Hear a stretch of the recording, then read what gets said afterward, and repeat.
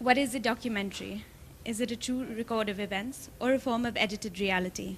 The camera does not always capture everything. Documentary films used to be made to report facts, but they are now becoming a commercially biased source of entertainment. How does a documentary filmmaker remain commercially biased and a neutral bystander to the events being documented? Documentary filmmaking is a delicate art, and today, Avid Learning and the Consulate General of Canada, Mumbai, are proud to host Jessie Curell of the National Film Board of Canada as she answers these questions and many more. Jessie is the team leader and education specialist of the National Film Board of Canada. She has been meeting students and educators across Canada for the last 4 years, sharing with them news about the NFB's latest educational initiatives and listening to what they want and what they need in their classrooms. With a university background in anthropology, communications, and media production, her master's thesis project was a 4-month Canadian workshop toward teaching teenage girls feminism, media literacy, and media production. Delivering workshops to youth is a passion for Jessie. Welcome. So I guess we could start with a little brief, well, not so brief actually, an introduction to the National Film Board. Does anyone know when the National Film Board began? 1939. That's exactly right. What was happening in the world during that time? World War. World War II. Exactly.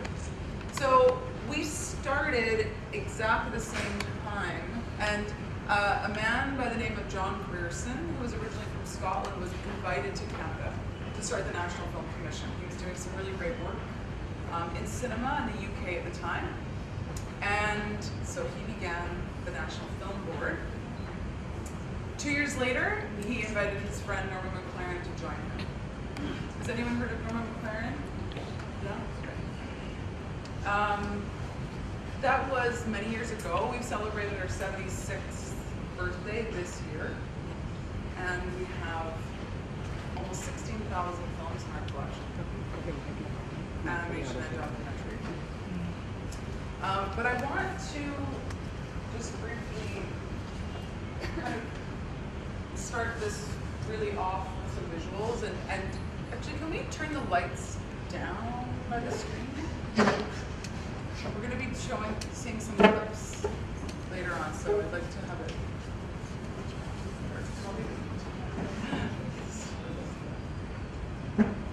Can you turn the lights off? Like on the stage?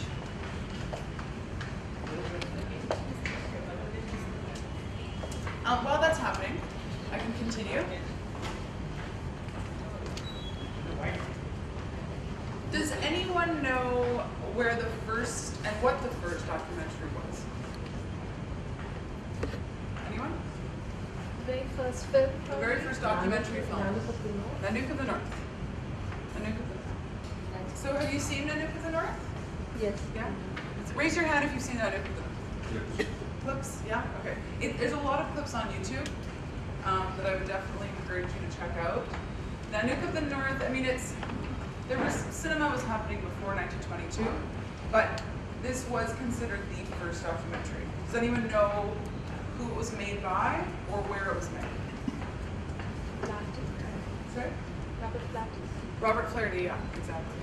And do you know, was he a filmmaker, or do you know what he was?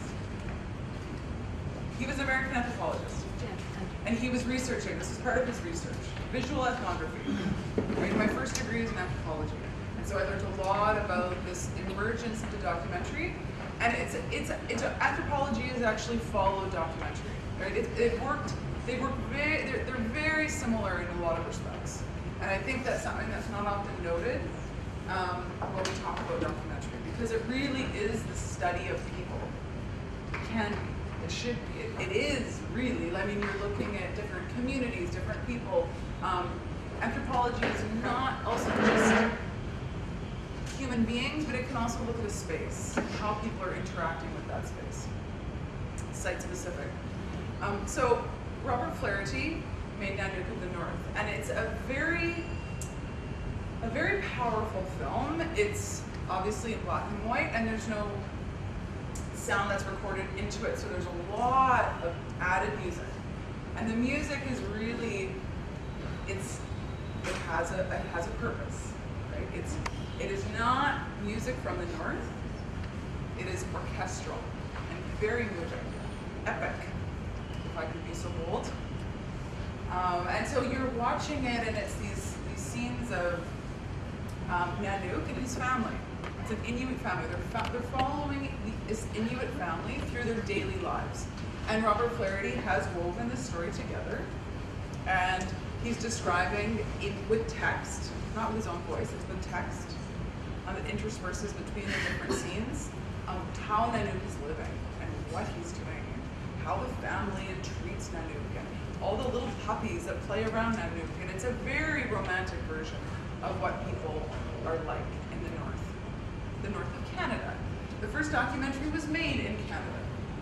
It was not by a Canadian, and it wasn't by the National Film Board. We weren't around yet, but it's really important to note that the National Film Board has been a part of this documentary evolution from the very close to the beginning and the advent of documentary. John Gerson, who started the National Film Board,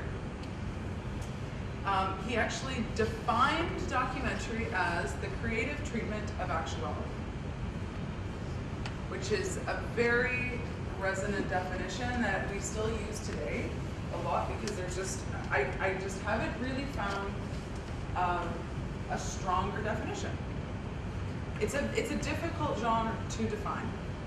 Everyone will have a slight variation. They'll say it's fact, which we have to be very careful of.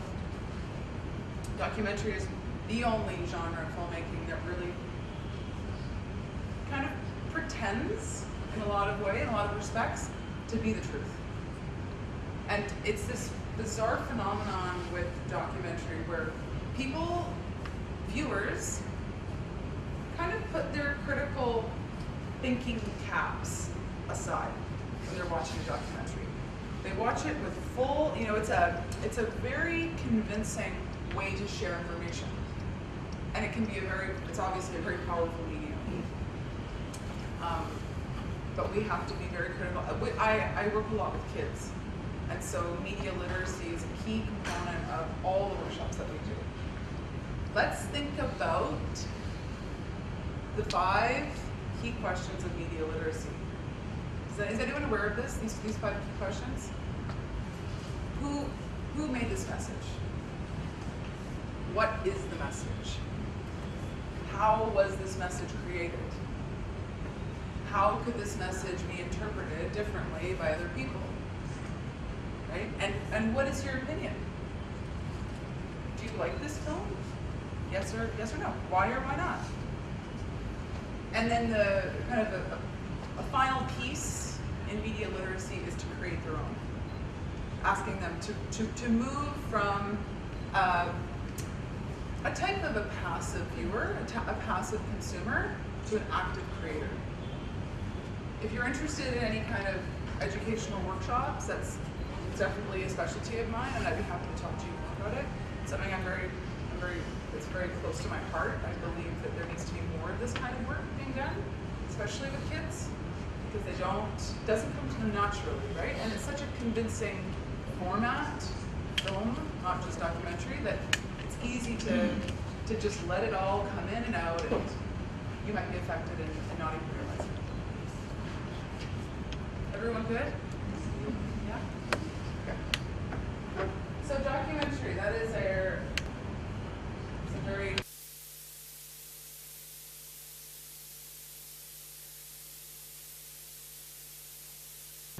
from some of our animations. Has anyone made an animated film? Good. And while we're on the subject, who has made a documentary film? Who wants to make a documentary film? There's an enthusiastic hand raised in the back. Great. Okay. Animation is, I'm going to talk about this because it's everyone should appreciate the actual creation of an animated film. They're often the top left-hand corner. You will see that slide there. That's what most people will think of when they think of animation cartoons. Animation, in fact, is much more complex and much richer.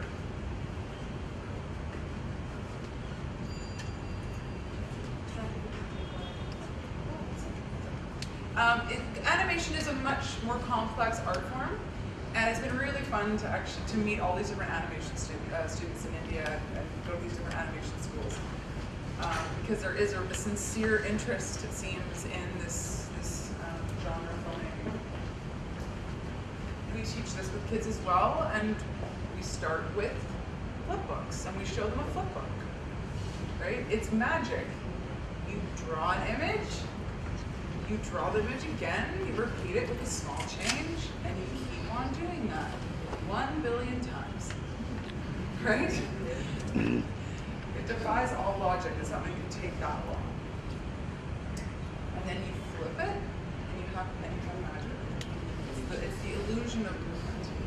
And it's the basis of all cinema, which so few people actually appreciate or understand. It's actually quite impressive that a video camera, like that camera there, is just taking thousands of photographs over and over and over. And that we have computers now that can actually handle that quantity of information. It's impressive. It's a feat. We, at the National Film Board, we're still teaching drawing on film, right? 24 frames, you get 24 frames, and then we thread it through a 35mm projector, right? They don't even know what film is. They don't, right? Like, we have to tell them what it is and where it came from, and unfortunately it's not going to be around for much longer. That film, a clear film strip that we get ordered from LA, you know, because no one in Canada is really carrying it anymore. It's this really, it is certainly becoming obsolete. It's definitely on its way out, but it is really a visual way to represent filmmaking for children and for adults. It's a really powerful visual, which is nice because digital technologies are so kind of mysterious. Like, what's happening inside that black thing, you know? Like, wow, it works, but... Okay, so animation. Another thing that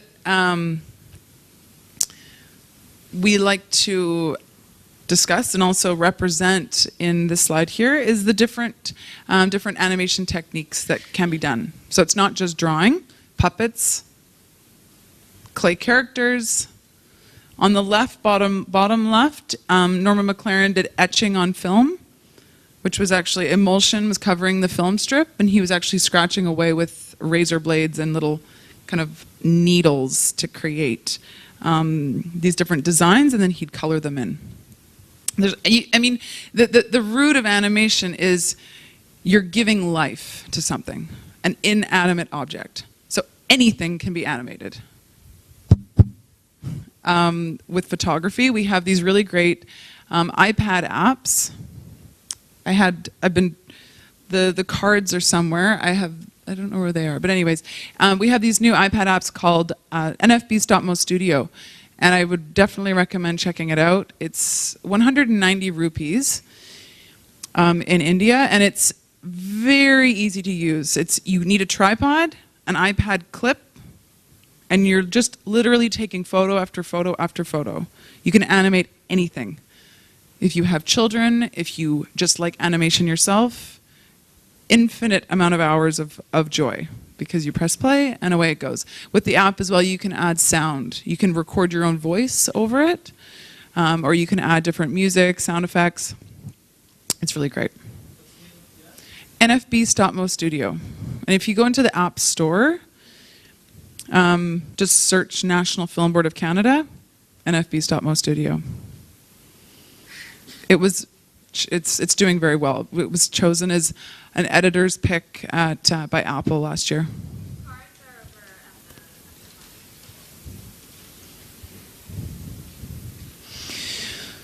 So documentary and animation, that's the root of the NFB, and it's like I said, we've won. I haven't said this yet. We have won thousands of awards. I only have you for a few hours, but really you need to go onto our website, nfb.ca, and check out our films. We don't have all 16,000 films on our website yet. That's coming. We have close to 4,000. About 2,800 of them are viewable for free, both animations and documentaries. We've won 12 Academy Awards, which is the most out of any other production company outside of Hollywood, and we are funded by the government. We are very unique, and we're very proud of what we've done, but we're also really having to innovate and push forward into the future. What does storytelling mean in the digital age? And how can we experiment with new and innovative ways? So what we've done is we've started this new branch of the NFB called Interactive. And these are web-based documentaries. If you're interested in new cutting-edge documentaries, you need to start thinking outside the box and not thinking of a linear start to finish, press play, and it ends. Things are changing. Things have changed. And of course, there will be always room for a start to finish film, but there's some really interesting new things happening where the user is actually involved in the process of the story unfolding.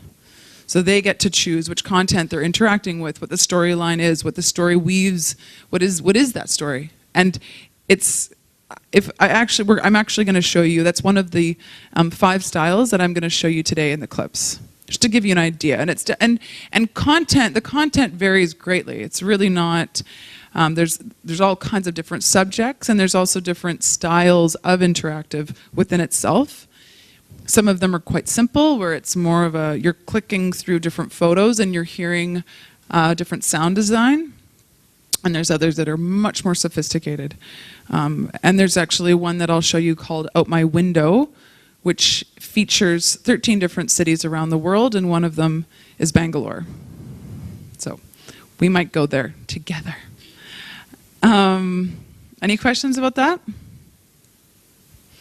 So it's an interesting time to be a digital media producer and distributor in this day and age. I think we can all agree things are very interesting, very exciting. No one really has any answers because there is no precedent. How do we make money off of stuff when everyone wants free content? That's a riddle. How can we pay directors? How can we pay animators when people are demanding free stuff? And like, we were just at Vicky Frames yesterday, and there's these kinds of questions, real serious questions, and there is no already established business model. There's a lot of opportunity for experimenting and for really pushing in new directions and thinking dangerously. That's what a quote from yesterday that I liked. Thinking outside the box.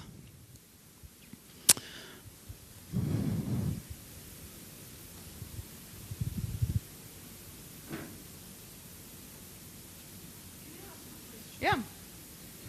If you say something that is forbidden, something that might hurt the system or be very drastic in animation form, in a storytelling fashion, documentary, as a risk taker, Yeah. can you be hauled up and taken to task? Can you be punished? What are the laws about it?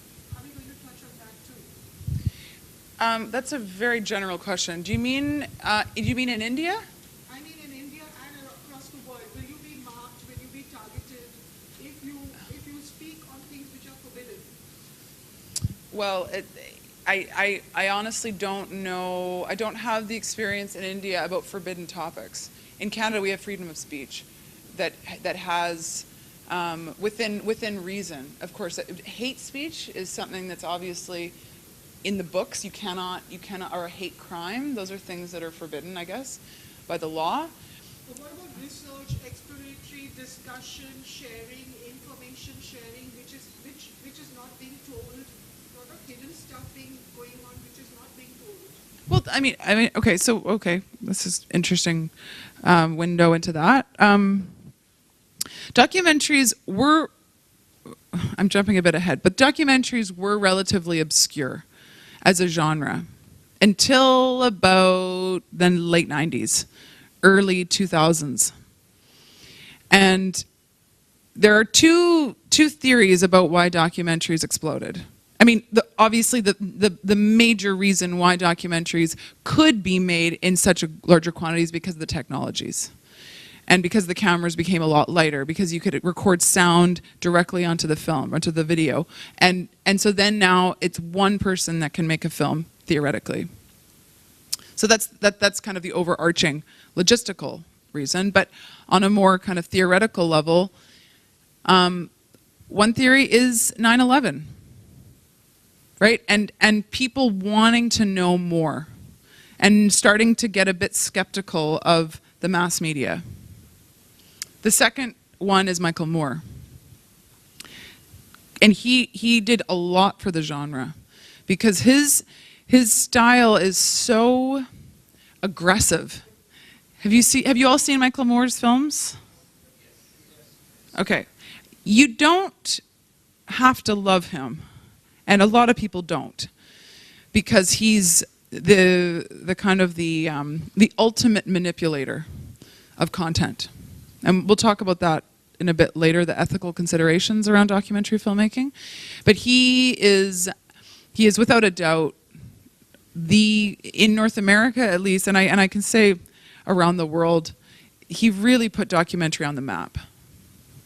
And he has continued to produce some really powerful documentaries. When you're watching them, you have to absolutely understand how clear he is in his message. He's not looking for anyone else's point of view. He's not pretending to show you a fair and balanced perspective and you decide.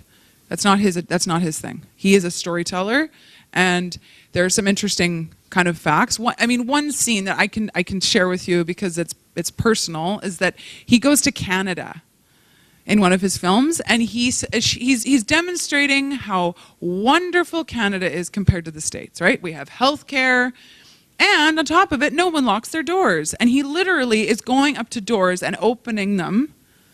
Like, who doesn't lock their door, in a big city? Obviously I do.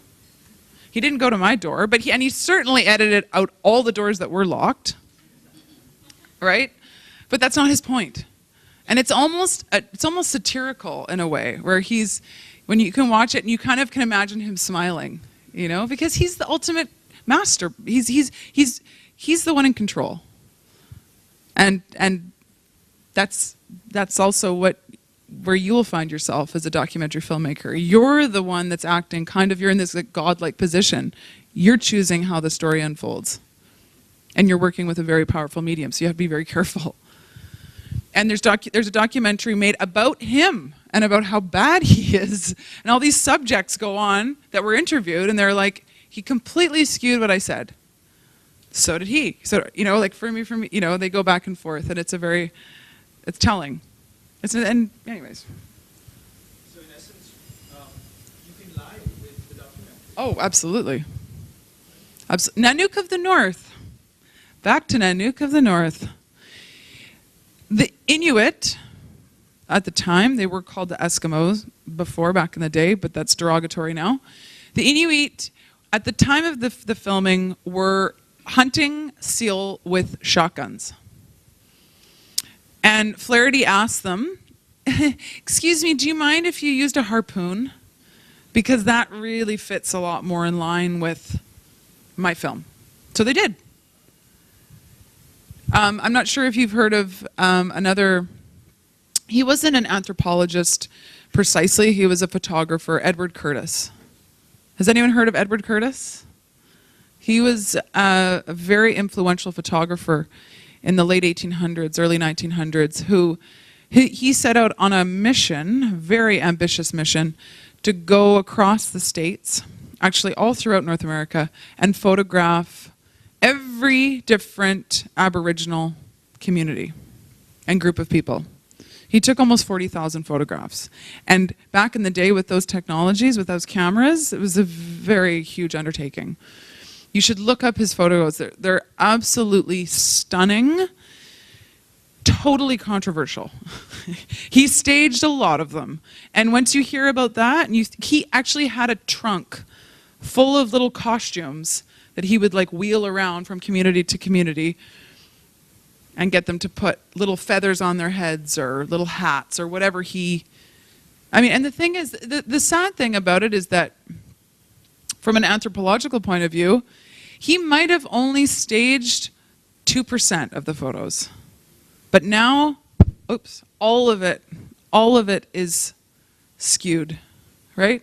And we really, it's just the way it is. And we have to have that kind of skeptical look at documentaries that we see today.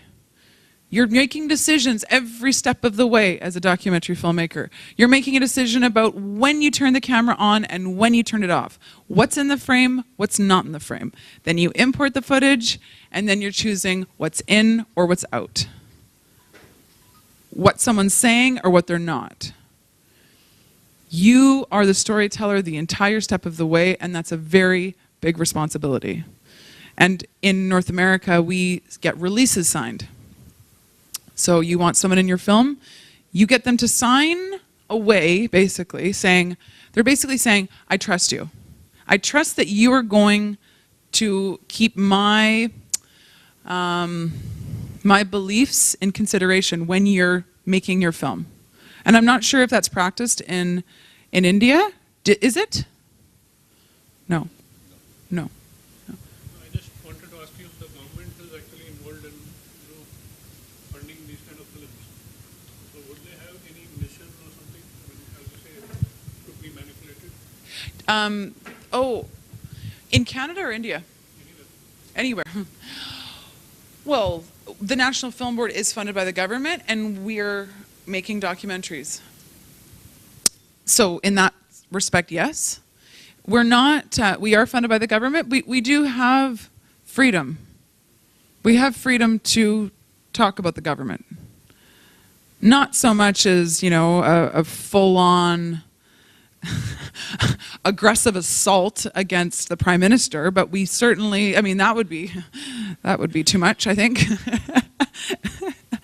But there's, I don't know, this is a unique situation. Not every country in the world would fund independent documentary filmmakers with no kind of framework in mind, and they could tell any critique of the government that they wished. I think that would be hard, I think, to find anywhere in the world. We are unique in that way. Okay, so where was I? We've really gone all over the place. And the computer, come on.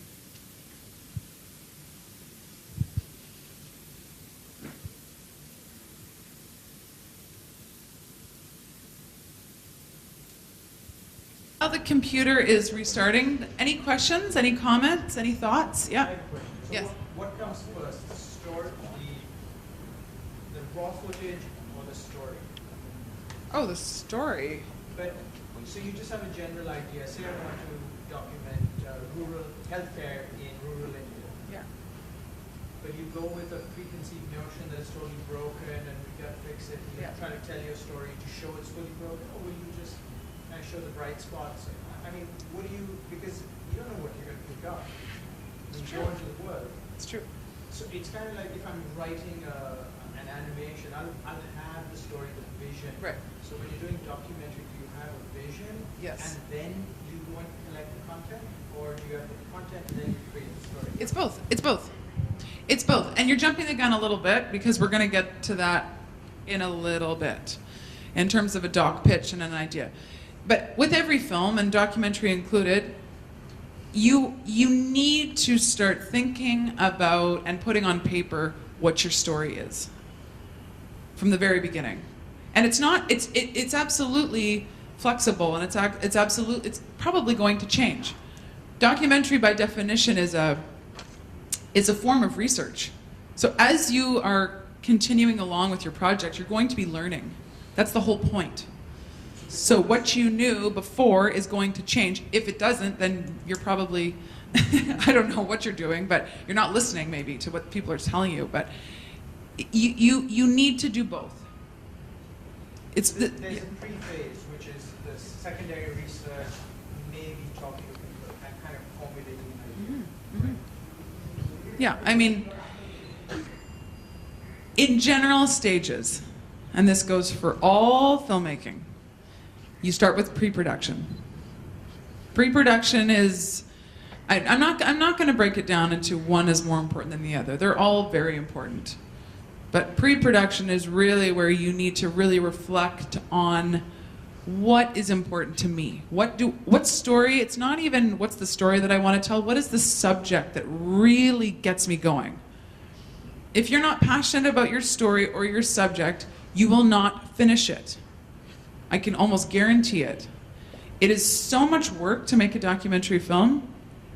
It's exhausting. It takes a lot of money often. It's just a very, it can be a very painstaking process, especially in the editing suite. So really choose something that's close to your heart. Then do as much research as you can. If this film was just done 2 months ago, why are you doing it again? If you are, what is the unique angle that you're bringing to it? That's crucial. Right? We're going to be getting into this because I actually want you to be, I have some handouts here and I'm going to actually ask you to write out a documentary pitch, a doc pitch we call it. Which, yeah. Well, I'd like to ask, my name is Paul George, I'm from DA Film School in Avid, Yeah. Direction Batch 76. I would like to ask you about the NFB. Suppose NFB was absent in Canada. Yeah. They furnish enormous amount of funds for documentary filmmakers. As of now, that's what Not I enormous. That's not enormous. It's a big word. If NFP was, what I would like to ask you is, if NFP was absent in Canada, would there be the same enthusiasm? Absolutely. Because it's already started. It's already started. Do you mean like if it was subtracted from history? In whichever sense. Okay. Because in India, we don't have the way NFP Right. helps. We Right. don't have that Right. integrity. Yes. Yes. Yes. So we are, self-helping ourselves. Yes, yes, motivating yes, ourselves, but yes. that's not the case in your country. Yes. Yes. Yes. Still, there is the same amount of enthusiasm in your country. Well, I have heard that documentary is not necessarily appreciated in India as most people would like. And the genre of documentary is considered very kind of cookie cutter and quite boring as a style. Is that true? Almost. Almost true. True, almost true. At this stage, no. No. Day before yesterday, yes. Okay. Because documentary in India started by a certain lot of people Mhm. when people like Shell wanted to do industrial stuff. Oh. Okay. And therefore, the first kind of movie filmmaker was set up. Oh. At the time of independence, we had no filmmaking unit Yeah. because Mhm. the Britishers did. Yeah. So we don't even have the record of the Yeah. Yeah. But subsequently, these people went on to make their own films, Okay. went on to make their stories. So good filmmakers did come in. Mm-hmm. Now, today's schools teach you to make films and to do independent thinking and to think a lot. And today people have the money. Mm-hmm. This is post the digital era. Mhm. That's when it's totally got democratized. But in the filmmaking age, when the government was dispensing films, one, the propaganda stuff, where you had to do the crap. Two, it is cost-benefit kind of thing, so you give me 100 rupees. Mm-hmm. So I make the film for 20 rupees. I mean, I'm being nasty. Yes, but, no, yeah. But, so a certain amount of money is put aside, and the film has to be made in so much. Yeah. Storytelling into filmmaking is coming in now. Not from A to B to C to C. Because documentary, we have this wrong notion of documentary being factual. Yeah. The question is that it is factual from the point of view of a filmmaker, which means where you place the camera, you are recording history and there's a great responsibility of a person who takes the first frame. That is what a documentary filmmaker And the fact is that people don't see it as fiction. They see it as non-fiction, Yeah, yeah. which is the greatest fear in the manipulation of truth Yeah, yeah. that happens. Absolutely. Today, I mean, over the last 10 years or so, since 2003 or 4 onwards, there has been a kind of a revolution where people are making the kind of films that they do. The moment digital is coming, I mean, it's just unbelievable. And there's opportunities galore, and you really don't need government funding. So the government had in the last 5-year plan given 200 million, but they were not evenly and fairly dispersed. And one of my statements to the government was, out of the 200 million, give 20 million to students, and they'll give you 200 million worth of stuff because they get people like us to, give free services. These are things that we're trying to propagate. Creativity in documentary exists today, and we can show you those kind of things. Great, great. You don't know the filmmakers because we still have coteries. Yeah, well, no, but that's great. Okay. I mean, this has changed. Things have changed around the world in such a massive way. But then ladies sitting here at the back, Yeah. sitting in doctors, she went from 16 mm to 20 years ago, which are pieces of art. Yes, Neena Sugati, Neena Shivdasani, as you know. Okay, She's okay. one of the masters. Ah, that is amazing. Doesn't Great. look like it, so don't you believe her? Oh, she looks like it. I can see it in her eyes. I can see it in her eyes. So, I mean, and she's still experimenting with Yeah. various things. Great. So those who are doing, and if you see some of the masters, they could get, I mean, one person who should have been able to do something from the films division. But you're leaving tomorrow. Tonight. Oops. Okay. No, I'll do this. I'll get Rishika. I'll get a series of Yeah, DVDs and okay. have them courier to you, or at least Yeah. we'll figure out something. Yeah. Great. So you'll know what India has done way back in the 70s and the kind of revolutionary work that has been done Great. by film. Great. Good. Well, that's a positive note. I like that. Okay. We had talked about the definition, visual and sound elements of a documentary. We're going to just quickly touch on that. Then we're going to watch some clips from 5 styles. Overview of the editing process, and then we're going to do an activity. Okay? We talked about this. Okay, so the sound and visual elements of a documentary. This is where it gets interactive. So, let's talk about some sound elements. What do you hear in a documentary? Raise your hand. Or just shout them out. Sorry? Like some Live sound, yeah, exactly. Ambience, yeah. ambient dialogues. Dialogue. So narration or voiceover? Sometimes, Narration or voiceover, key Sometimes element. the It background doesn't, score. I'm not saying I'm a #1 fan of narration or voiceover, I'm just saying that it's usually associated with the documentary genre. Okay. And we also call it the voice of God. Because most people don't even really think about, again, the critical hat goes out the window. It's like, oh wow, you know, you will see it, like kind of a classic example is in a kind of a nature show where like the lion is hunting the gazelle. The lion is hunting the gazelle, and you're like, obviously, I can tell, I can see it. Thank you very much. Narration can be very heavy-handed. It can be very manipulative, and it can be also very condescending, because it's saying to the audience, you can't figure it out on your own. Narration also is considered, I'm not saying it's always bad, don't get me wrong. There's some really powerful voices that can be heard, and it's nice to hear that. Also, if the filmmaker is really owning it and saying, like, this is me and this is my story, I like to hear that. But it can certainly be manipulative, and you'll hear that in the propaganda film, where it's even more of the movie than the movie itself. You really get the sense that they've got the script, they're reading it, and they've just found a few photos to like keep you distracted as you go along.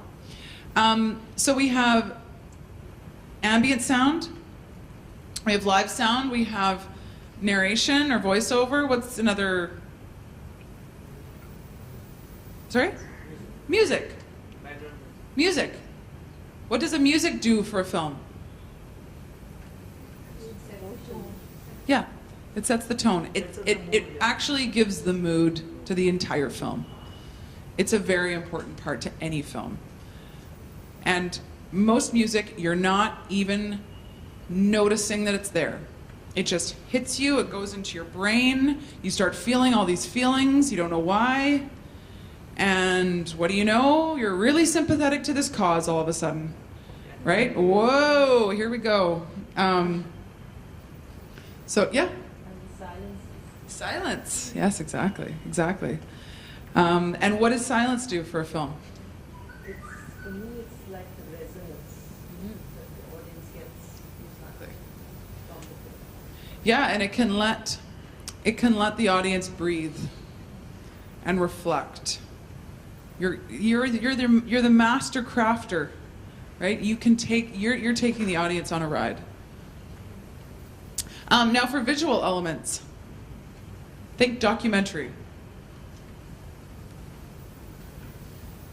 Visual. Colors, yeah. What different things might I see in a documentary? Archival footage. Archival footage, thank you. People. Sorry? People, interviews, yes. Interviews are used a lot in documentaries, so much so that sometimes they're called talking head movies, right? Oh, one researcher, one person. One researcher, one person, and they'll alternate back and forth between side to side to side. It can get quite dry sometimes. So I like to, when I'm teaching the documentary workshop to kids, I try to ask them to think about how could we interview someone in a different way. An interview is still an interview if I'm asking them questions and they're responding, but we're walking down the street, maybe down their street. So I'm getting more information than just sitting in a room. There's all kinds of interesting and creative ways to interview.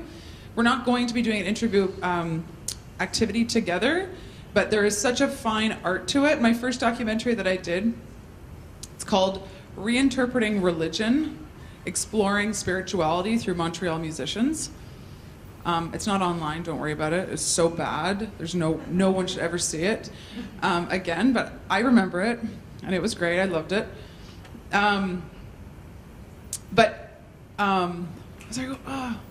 was I going with that? Oh yeah, I was just learning. I was just learning about interviewing people, right? And I was like this young, like amateur filmmaker, and I had my camera, and they said they would be in the movie, you know, and I got their release sign, and I was so excited, and my friend was helping me, and she was holding the microphone, and I was asking the questions, and I had on my list of questions, and what do you know, the guy I was interviewing was talking for 2 hours about nothing that was at all relevant to my film, but I was just like, oh yeah, oh wow, oh, okay, and absolutely let him take control of the interview, which was my first lesson when I went back to the computer and imported 2 hours of worthless footage. I was like, great, well, that was a waste of everyone's time, wasn't it? All right? Control the interview. You are in control. You don't have to be mean about it, but if they're really straying off, gently steer them back. You can cut them right off and say, I'm sorry to interrupt you, but I really need you to answer that question, or whatever, right? Don't waste your time. Your time is precious, and so is theirs.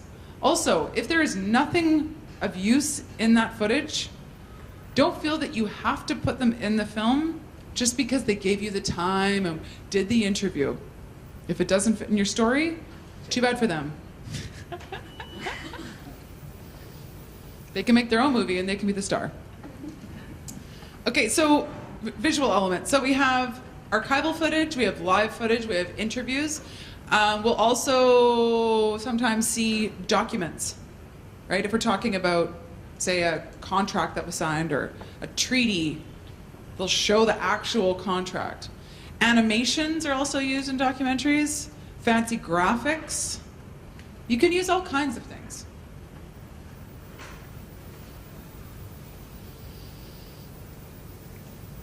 This is just a review. We've said them all. Sound effects, music, narration, voiceover, silence, visual elements, live footage, archival, interviews. Oh, reenactments. Reenactments. Reenactments usually don't work. They just don't have the same punch, you know, as what actually happened the time of. They're very hard to pull off, and I don't recommend ever doing them. I've seen them work a few times, but not often. Still photos, documents, animation graphics, or black screen. Why would I use black screen? There's something similar to it in the sound elements. Right? It's letting maybe the sound come to the fore, right? So now I'm just listening, and I'm able to actually just take a step back and just reflect and breathe as well, maybe by listening. Or it's just silence, entirely, visually and orally, and I'm actually just really just thinking on my own. When you have a black screen, like sound? No, it depends. If you want, if you can, or you don't have to. I wouldn't do 10 minutes of black screen, but.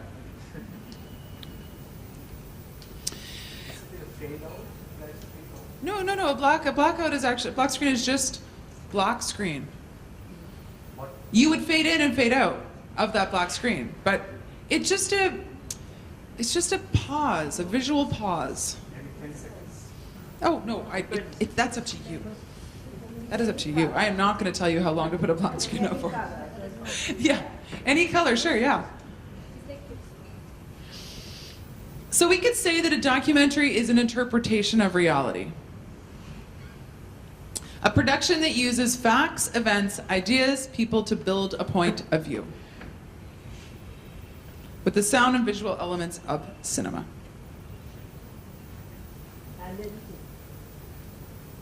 Yes. Yes. We'll get to editing in a minute. Well, actually, more than a few minutes. I'm going to talk about 5 documentary styles.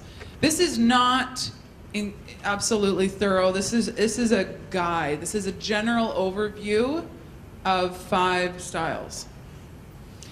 The National Film Board started with propaganda films. Can anyone give me a definition of propaganda? Tourism boards. Sorry? Tourism boards. I can't hear you. Tourism boards. I don't even. Tourism boards. Tourism boards? Okay, but what is what is a propaganda film? Like a espouses a certain political agenda. not necessarily political, but yeah, agenda. Yeah. Agenda driven, yeah. Or not even driven, like entirely agenda based, right? One, I heard someone say that a propaganda film doesn't give you any options. It's telling you exactly what's happening.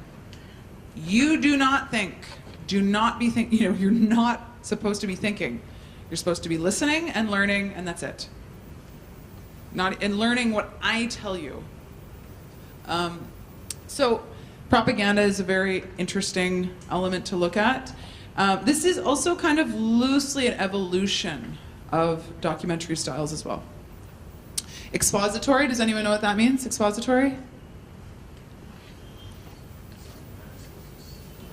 Yeah, so this is more of an informative, we're going to see a clip of that. Observational,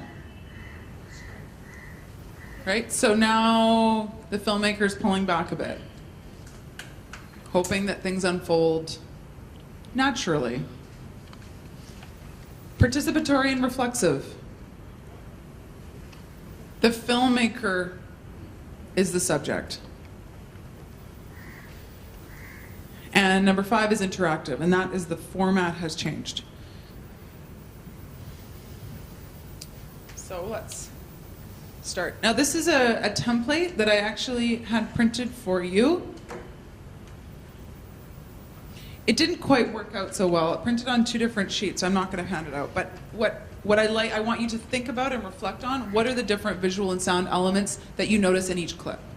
And we'll quickly mention them as we go along.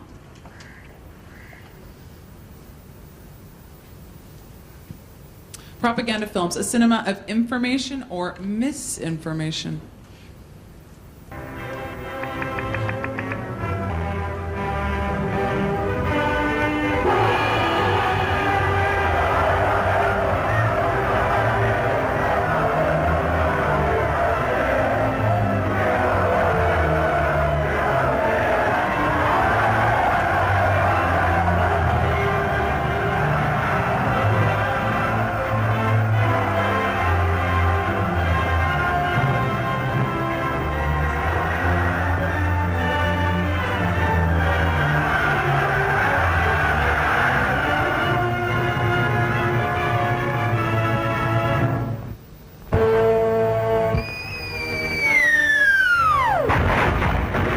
struggle of two worlds moves towards its fearful climax. Over the German war machine, forced back across the destruction wrought by its own guns, hang the shadows of approaching defeat. All down the eastern front, the Russian barrages creep forward, sapping Nazi manpower and morale. And swarming in through the Mediterranean Sea, the United Nations of the West close the circle from behind.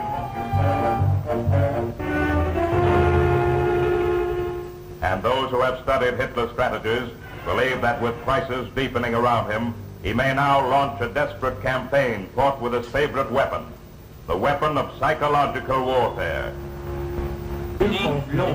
All around the globe, this strange other war is being fought. A battle of persuasive voices, striving for the conquest of men's minds. Here speaks the voice of Germany, repeating endlessly that might is right. Here Russia's slogan, one for all and all for one. And here Japan, promising for Asia a paradise of prosperity. And China's brave reply, we have no faith in supermen, we believe in common men. So, what are some visual elements?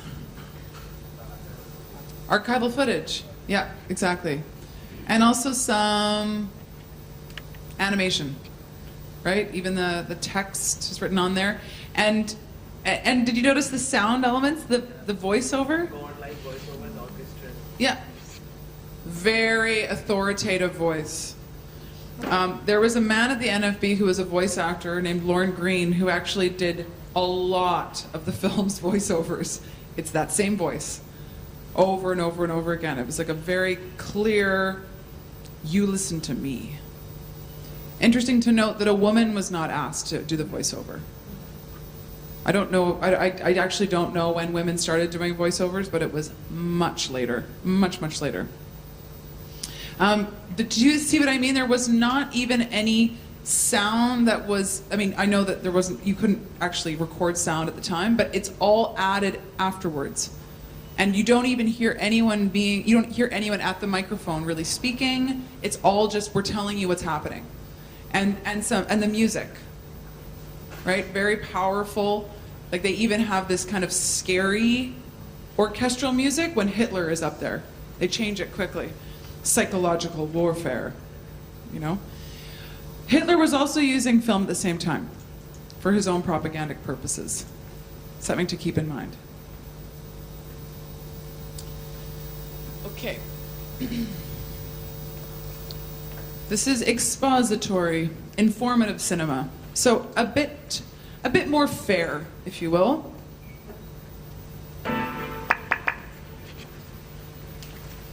The Eskimo word igloo means house, and to the natives of the Canadian Eastern Arctic, igloo is the snow house.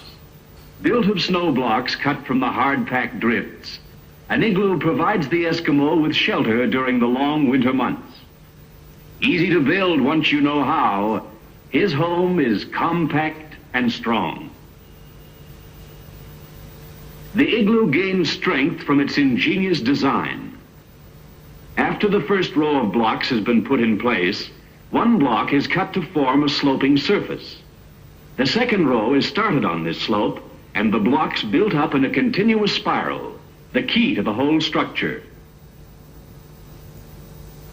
So really very clear, and this is a learning document, right? You're learning how to, the film is called How to Build an Igloo. Couldn't get more informative than that. It's a really great, it's a very interesting film. It's a great film for all different reasons.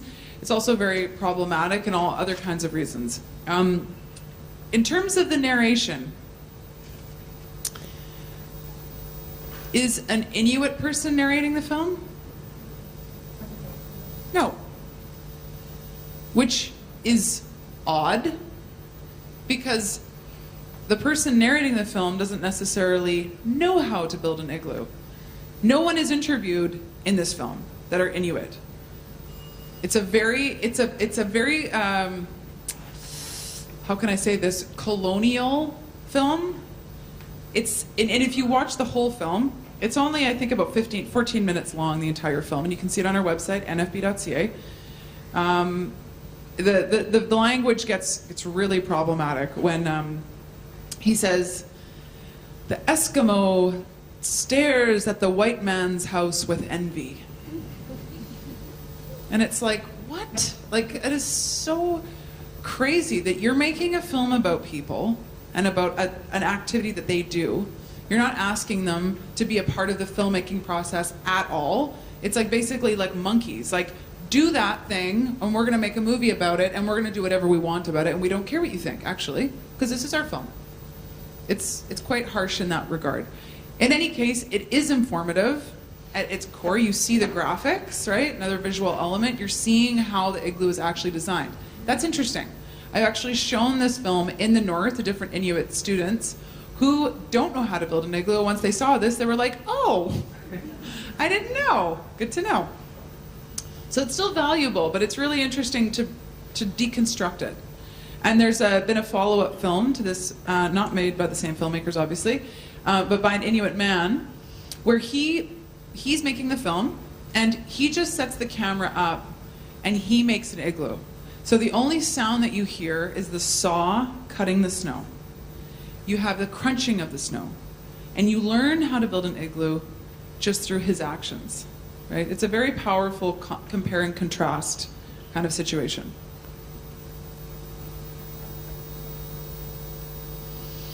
Okay, so observatory. And this is where there's an interesting parallel to anthropology. Again, where anthropologists at the time were thinking, and this is about the 50s and 60s, they started thinking, there isn't really any truth to an expository film, right? Like we are really contriving what's actually happening, and we're manipulating the content. We're actually affecting the behavior of the people that we're studying. So what if we just put the camera on and just let the camera roll? Wouldn't people just act normally? And wouldn't we be closer to the truth? We'd be actually capturing how they really act. It's a really nice idea, but people actually are affected by cameras. They're going to it's going to change their behavior no matter what. And as a rule, and this is something that you might want to know, is that people do not generally like to be on camera. Just give them a little bit of time. Anyway, so that idea was what kind of led to observational. Another word for it is cinéma vérité, or direct cinema. Jean Rouch was a French anthropologist, and he did some really great films. He actually created the genre, cinéma vérité. All of these films, too, you can look online. You can probably see clips of them, at least. So I'm going to show you this clip. These films are all from the NFB, by the way. This film is about a family in Canada, and they're very poor. And they have about 12 or 13 children. And this filmmaker is just observing how they live. There's a bit of a fight scene, so just be warned, it's coming. Come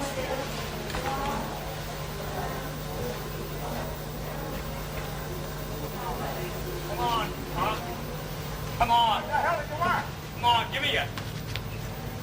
Yeah? Come on. Come on, punk.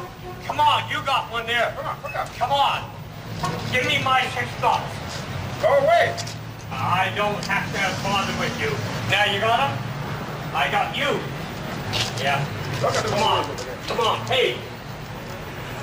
Pay.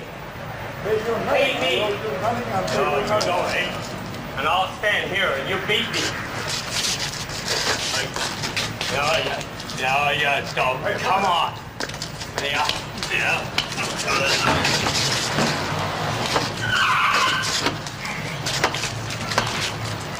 Hey, get out of here and get out that window. Come on.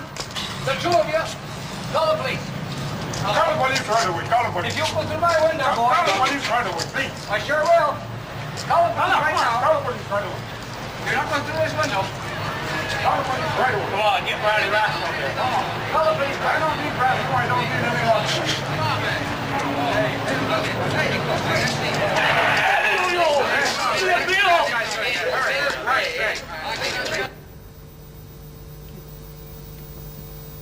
So you get the idea, right? Things have changed quite drastically with this style. Where things are, the camera's rolling. There's no heavy-handed narration. You're seeing what's happening. This film raises two ethical considerations. Number one, the filmmaker continued to roll as a fight's happening. It's a consideration, right? What is your role? Are you supposed to break up the fight? What is the relationship that you have with the subjects? If you're not helping that man or you're not breaking up that fight, you get into this difficult kind of zone of being a voyeur, right? Now you're really just kind of, you're just getting what you want for entertainment, really. Like you're putting yourself into a dangerous position. Morally, not physically. Secondly, the filmmaker did not show the film to the family before she released it. And the community around this family shunned the family after it was made and after they saw it. They were really embarrassed by this family, and they really actually distanced themselves from them, and the family actually had to leave. So it was a very damaging film for the family itself, which has been addressed by the NFB and by the filmmaker, and she actually came back and did some other work that was a lot more inclusive, but a huge learning experience for this filmmaker, right? It can be, obviously there's a lot of problematic issues that arise when you're making a film about other people. And so these all are ethical considerations that have to be kept in mind.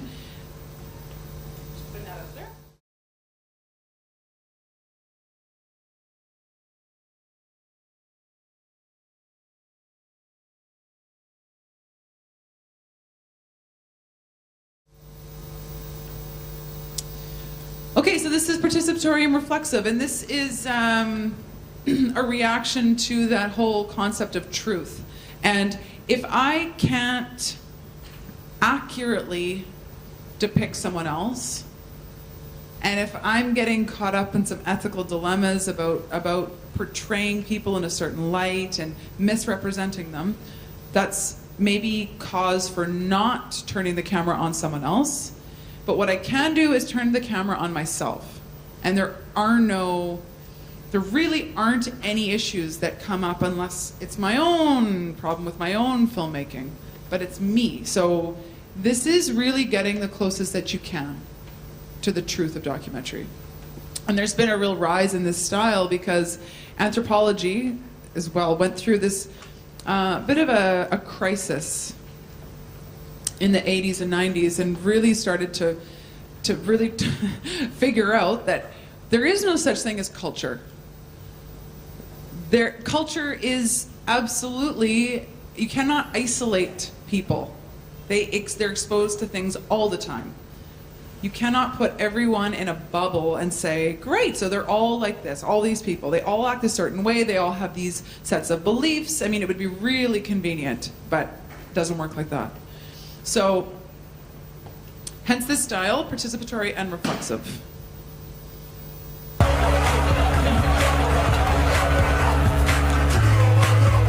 Whether or not you think this music is original isn't the point, because the rules of this game don't depend on who made the songs. They depend on who owns the copyright. And according to the people that do, sampling even a single note is grounds for a lawsuit. That means these kids should not be dancing. And you shouldn't be watching, because using these songs in my movie is against the rules too.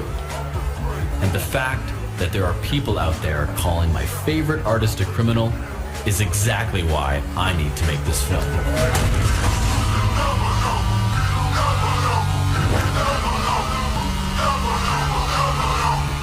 This movie is about a war.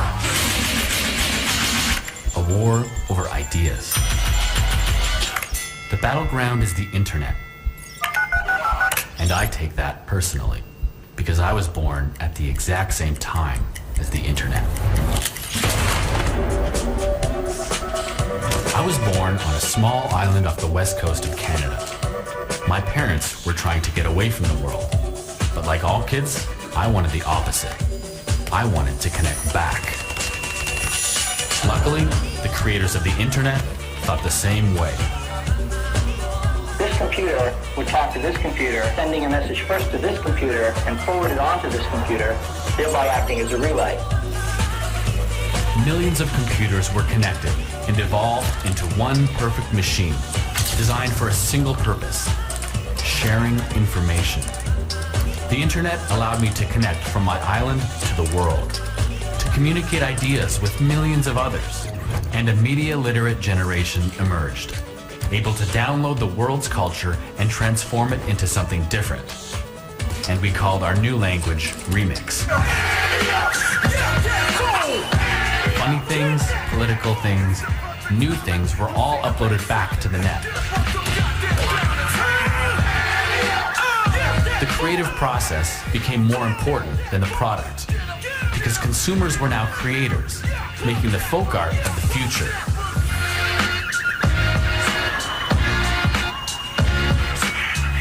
But the people who owned the culture that we remixed, they represented the past, and they declared war. They didn't see a great library or an information superhighway. They saw a supermarket, and they wanted to get paid. For these people, ideas are intellectual property, locked up until purchase. They use infinite money, corporate lobbies, and lawsuits to protect their property. Let's call this side the copyright. On the other side are those who want to share ideas. We'll call them the copyleft. These people believe that the public domain must be protected to ensure the free exchange of ideas and the future of art and culture. These are the people I've traveled the world to find.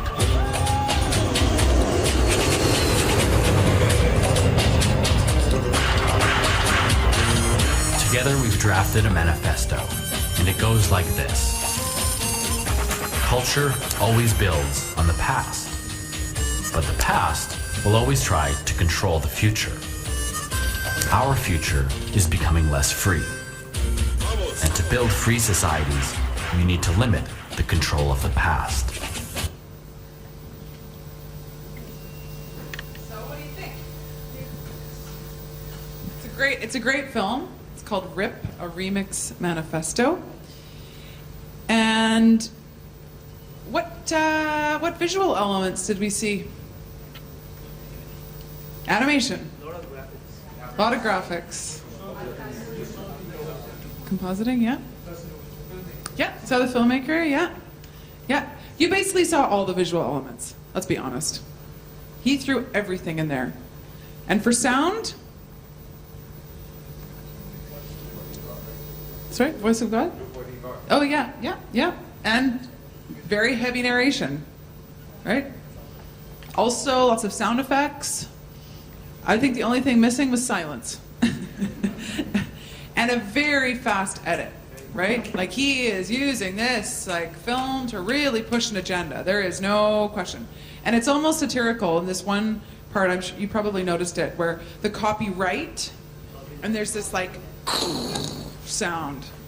And then the copy left, and there's like angelic music, right? Like he's not fair and balanced. He knows what he wants. He's getting his message across. It's so contrived that I would argue, it's getting back to propaganda. But there's not really an issue with it because it's about him and he's telling his story. So I don't have a problem with that. But there's nothing fair and balanced about this. I happen to support his ideas and his argument about the internet being a place where we can access free content and share ideas. But not everyone would think that way, right? And he doesn't care, frankly. You should see the whole film. It's a 90-minute film. It's a really great and thorough examination of copyright issues in North America.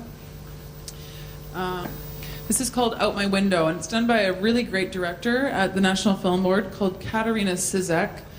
And what she's doing in this project is looking at the sociological phenomenon of living in high-rise buildings around the world. And from the outside, a high-rise cement building is not that appealing. But what she wants to do is really get inside and hear stories from people that are living in these high-rise buildings. Yes, this interactive is called Out My Window. Out My Window. The larger project is called High Rise, and she has about 5 different projects under the High Rise umbrella. Okay. Editing. Who likes editing? Yay, me too. I love editing. Do you like it? Everybody. Well, some people are more OCD than others. I'm particularly fond of editing because there is something just so satisfying about cutting out all the garbage and leaving all the best bits. Hold that thought.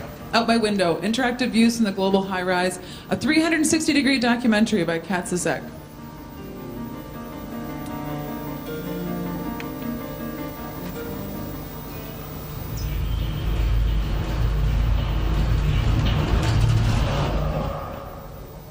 Okay, so every apartment building is a different city in the world. So if I hover my mouse over one of the apartments, on the left-hand side at the top it'll say Amsterdam. That's where that one is. Bangalore, Havana, Sao Paulo, Chicago, Tainan. Or you can drop the world map down and choose the city. So, where should we go? Classic. Fine. Okay, so now we're in Bangalore, and in this apartment building there are 3 different short docks. Very short. And it's up to me to find them. So, I hover the mouse over an area and that pops out, so I click on it if I want to, or I can spin the apartment around and find the other ones.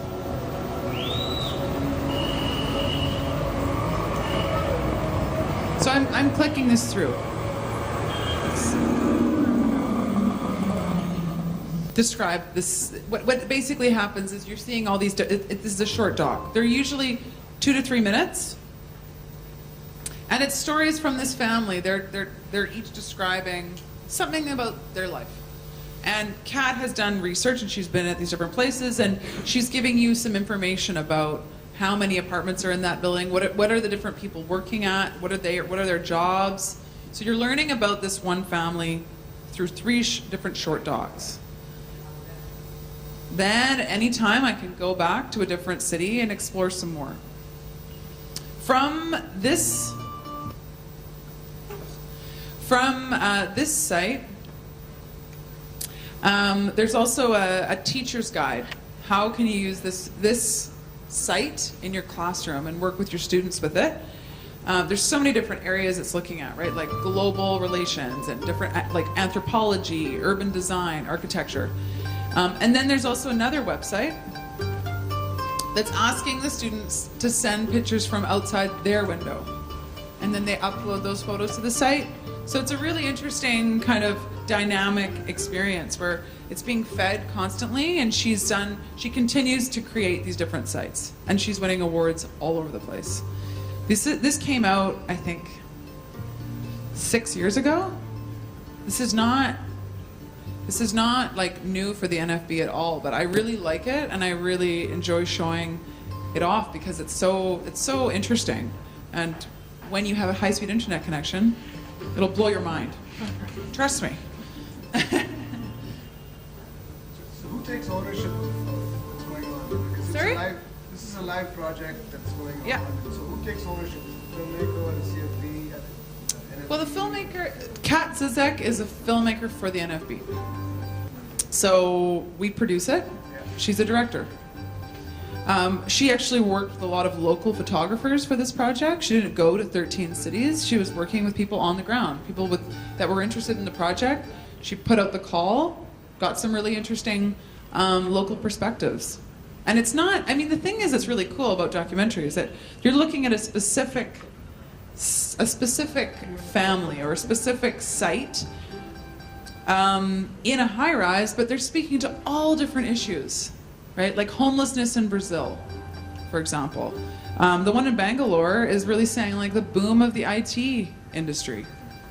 And this is my job. I work, you know, many hours a day doing this. And one of the other documentaries from the Bangalore one is the laundry washers in the basement, right? Who like do all the laundry for the whole building. So you're getting this really interesting. It's a window into these people's lives through kind of this. The umbrella, the overarching theme is the high-rise. You should check out all of her projects. She did one on the short history. It's called The Short History of the high-rise. It was a partnership with the New York Times, and it's so good. She's looking at like how the high-rise actually began, not just in New York, but like all over the world, and what materials were used. And before, you know, back in the day, they were called tenement apartments, right? So it was, you crammed as many people as you could into one apartment. And now she's making this interesting parallel with, in urban centers, apartments are getting smaller and smaller and smaller, and they're reverting back to the tenement idea, where you're having way less space. So interesting, very interesting. Check it out. Okay, enough of you, internet.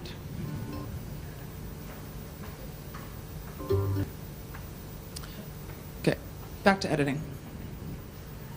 Okay, so the editing process. Like I was saying, there are 3 main stages to filmmaking: pre-production, research, really getting your story going, really thinking about who you want in your film and why. What makes your film unique? What is your pitch? You're probably going to go to different funding bodies, right, to ask for money to make the film. This is where you just develop your 1 page, your synopsis. What is your film about? You are not waiting until the end to do this. You're starting at the beginning and you're crafting your story in words. If you're not a good writer, get someone who is on board to help you out. You want it to be really succinct and powerful, and make it appealing to anyone. Like you really want to drive this home. You want to come off as knowledgeable, but also really driven and really passionate about it. And this is, you're going to write it all out. So pre-production.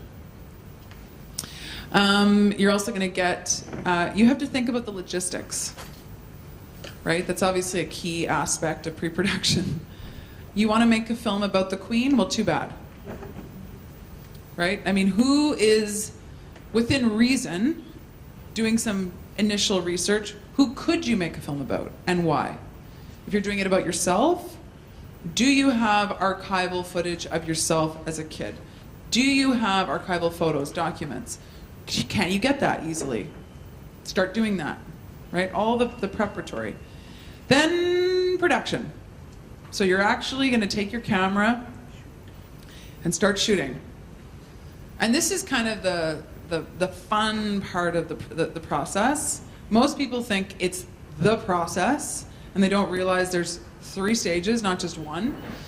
And I was advised that very early on, don't buy a camera, because you actually only use it for about, 30% of the time. In the whole filmmaking process, you don't use it for that much time. I would probably, if you're making a film, because cameras are getting so cheap, it's nice to have around. It's kind of a pain to get one from someone else or rent it even. I know in Canada there's a bunch of different renting places you can do that from. It's actually quite expensive to rent, and it's fun to have one. If you can afford it, get a camera. But you're not using it for very much in the whole filmmaking process.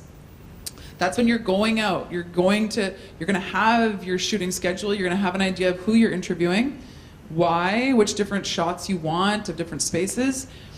If you're interviewing yourself and you're talking on the film, that's the time as well. And then the editing process. This is post-production. And this is arguably the most important part. So the editing process, back in the day, as I'm sure a few of you did yourself, editing was done with real film, and you actually cut out the frames you didn't want and splice them together with tape. I've done a little bit of it. I'm glad I haven't done more. It sounds so much work, and I'm sure it would affect the way that you related to the film. If you were working with it in such a tactile way, I think you would actually develop a much keener sense of attachment to the film. Now it's so much easier with iMovie, Final Cut Pro, Adobe Premiere, whatever program you're using. iMovie comes with Mac for free. Movie Maker comes with PCs for free. So this is a very basic overview if you're editing. Most of you are probably familiar with it. You're going to watch, import, and log your raw footage. Step 1. You need to be organized with what you actually have, because chances are you are going to be missing some things, and you're going to have to go out again and get some more footage. You're going to select the shots that you like, documents and photos you're also going to import. You're going to combine them into a sequence on your timeline, right? This is general, but it's a good overview. This is the music part. Add voiceover sound effects or music. And my advice is to test out different music tracks that you'd like before selecting, for sure. Visual effects, transitions, and graphics. And just like that, you get a documentary film. It's not much harder than that. No, this is really it.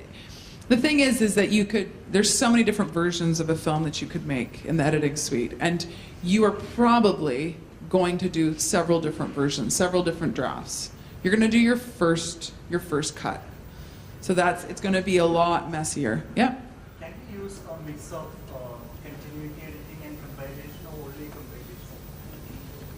What do you mean by that?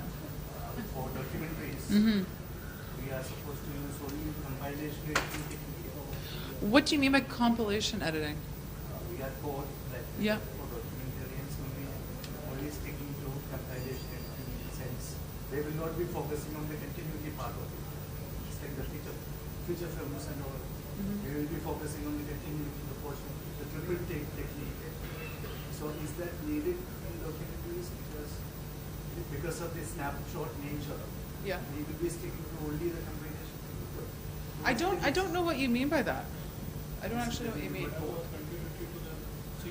To the sequences. Yeah. The actions of the previous shots, etc. The previous shot, the present shot, and the future shot. Okay. The triple take technique. Okay. Is normally edited using the continuity technique. Okay. In which that's the way that goes. But then documentaries, what about that? Well, how I've been taught to edit is you look at what you have, you erase what you don't like, and you keep what you do. Right? I mean, like, if you've got, you're not doing different takes with documentary interviews necessarily. You're not going to say, oh, could you just do that again? Could we do that one more time? You want it the first time, right? You don't want to keep on, it loses the spark from someone's eye if you are asking them to repeat what they said 3 times. So I'm not sure what you mean. Like, are you talking about fiction films? Oh, okay. Okay. Okay. So that. So what we do is we're looking at everything we have. Factory worker using a tool. Suppose Okay. there is a document on that. Yeah. Will the factory worker asked again and again the tool, picking up. Well, I think, I mean. Technical thing, compilation film. If you're dramatizing it, yes. If you're just covering it, no. Yeah. Triple take only comes in when you're reshooting 3 times. Triple take means 3 times you're doing the same thing. Yeah. Which means you're rigging it up. If you're rigging it up, then yes, it does matter. Yeah. If you're not rigging it up, Yeah. it does not matter. Yeah. Documentaries don't. I mean, you're not. We want to get away from asking people to basically pretend that they're doing something live, right? You're following someone typically. You're not just directing them to do something. Then it becomes more of a fiction film, right? When you use the term compilation, Yeah. and that means collection of excerpts from different films. It's nothing to do with the documentary actual live shooting. The compilation word doesn't fit in this context. Compilation is when you take excerpts from different films that are made and make a new film from it. So they're two different subjects. Okay.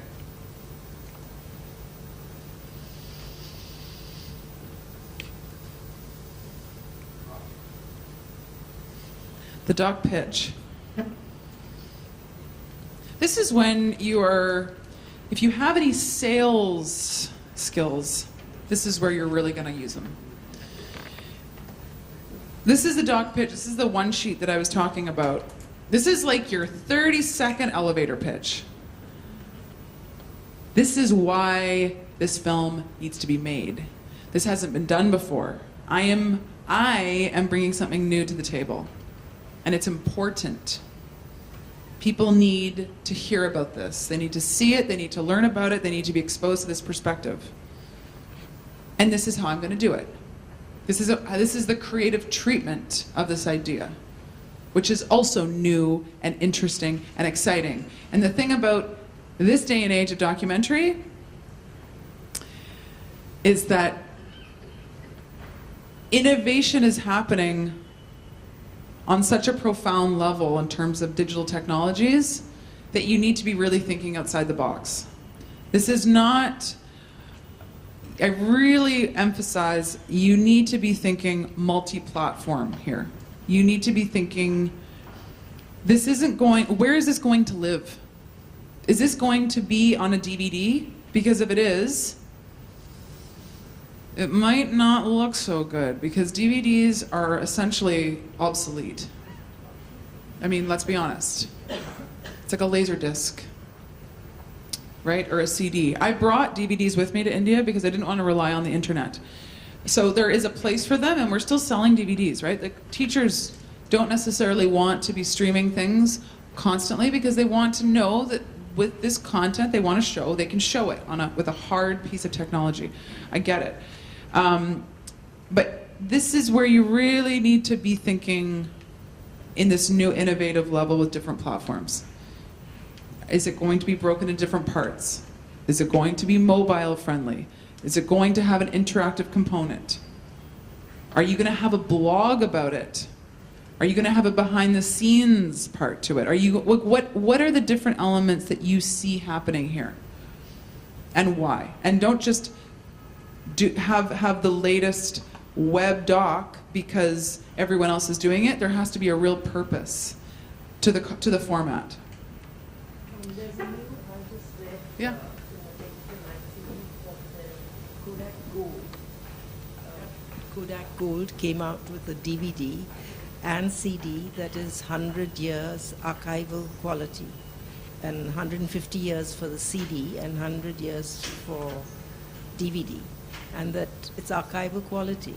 And then now they have gone out and Fuji has come in with something. And now there's this LTO5 tape where people are preserving for 30 years. So after 25 years, you put it again on another tape or the new technology, whatever is necessary. So DVD is coming back. They're getting a better quality, apparently. But I don't know if it's in the market yet, but it seems to be. Okay. Yeah, there's all, I mean, it's a very weird time right now because how are we archiving this stuff? Yeah, how are we archiving this stuff? Like, look at all these web docs. So how are we preserving this? And Sony has come out with one that they're marketing. To give you an idea, like we have the 16,000 films I was saying, and these are in our vaults. We actually have film reels, and we have all the rushes. from the 16,000 films. It's like enormous, the amount of actual material that we have. Oh, it's a rigorous digitization process that is redone on average every 5 years. You have to keep, I mean, with the National Film, we have such a huge catalog that we have to be current. And we've also we've spearheaded a new, it's not a program, it's an actual system called MAM, Media Asset Management, and we developed it. I was just told by my director that now the MAM system is working, and all of our footage, all of the films and rushes, still photographs, and also our sound library is now digital and is available online for the staff. But this is all kind of just like tech talk, but it's a very bizarre time to be living in when you have all of this content being created, and how are we storing it? What DVD? My laptop does not have a DVD drive, so it's useless for DVDs. Yeah, but that's Mac is phasing out the DVD drive aggressively. It's not even an option. I mean, I have a big iMac desktop at my house, and I have an external DVD drive for, just because I don't. Yeah, because it's absurd that I wouldn't be able to import a CD, for example, that someone gave me, right? Even though CDs are basically obsolete, but sometimes people like them. And sometimes there's good music on that CD that I want to listen to, and I can't if it's just this piece of plastic on my desk. So that's something just to keep in mind. I'm not telling you that one format is better over another, but I'm saying that you have to be really clear about where people are going to access your film, and which audience you're looking at, and what are they using. You have to be really current, right? This is no time to be stuck in the mud, and just because this is how you make films, this is how it's going to be. It's like, no. To stay current. Okay, it's 12:42. Did we say that we're going to break at 1:30? Okay, great. So,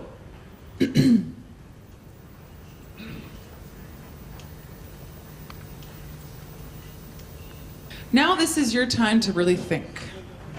I'm going to pass out this template, and I want you can work independently if you want, or in teams, whichever you're comfortable with. And I want you to start thinking about you're going to pitch a documentary to me. If we have time, we can get maybe 5 to 7 people to come up and present their idea. You also might want to keep it to yourself, if you catch my drift. But if you'd like to share and you'd like to get some feedback from others, right? We have a lot of experience in the room. This is the time, okay? So we're gonna spend about half an hour doing this. I'll be walking around, helping you flesh out some ideas. I want you to think deep. What is different about this idea? Not just, I don't like littering, I'm gonna make a documentary about littering. I want you to think critically about it and deeper about it. Okay? Any questions? The questions are, why is it an important story to tell? What style did you choose? What elements will you use? Who will you interview? And what music or sound design will you use? To pitch. And so just as a review, you're going to describe what your main story is about, why it's important, and how you're going to do it. 1 minute. I want to do a story on garbage, on the waste, unnecessary waste that is created, and the lack of sensitivity to make people sensitive. This is the story that I want to tell, and I think it needs to be told because we are under the impression that we are very sensitive people. But let's have a look at that. This is the bottom line that I want to pitch. How are you going to do that? You mean like how? Who are you going to interview? Oh, it's going to be it's going to be an incident that I am filming, and the participants the background of the participants, the spot interviews, and actual visuals of what's happening and what they are doing and what they think and what they are doing. Okay, I'm hearing big topics. Big, right? And I'm not saying this is not an important issue. It is. It is a very important issue. But we need to really be specific. So, are you talking about garbage in Mumbai? Are you talking about garbage in your neighborhood? Can I talk right Yeah. I'm going to just ask you to just specify. There are some huge issues. For example, okay, let's say the double standards between girls and boys. Okay, that was one topic that I've heard in Hyderabad. We cannot possibly address this from every region of India at this moment, right? But what we can do is we can look at one boy and one girl, maybe in the same family, okay? And we're looking at a specific example that's speaking to the larger issue. Documentaries are they often will do this. You do not have to try to represent the larger issue, but you have to look at a specific, and you have to be specific. The specific thing that I wanted to speak about is the glass of water that we are all having in this seminar right here, right now. Yeah? The paper cups that we are accumulating per head, per usage, per person in the time that we have been here. And I see that I am the only one who's carrying the paper cup in my bag. Now, if you carry your own paper cup and hold on to it, what is the difference that you will make to the garbage bin of paper waste? Okay, so see what's happening? Now she's going specific into a paper cup. Okay, good. Okay, we can start with a paper cup. And that's what I had in mind. Okay, so you're already bringing it closer down to a tangible example.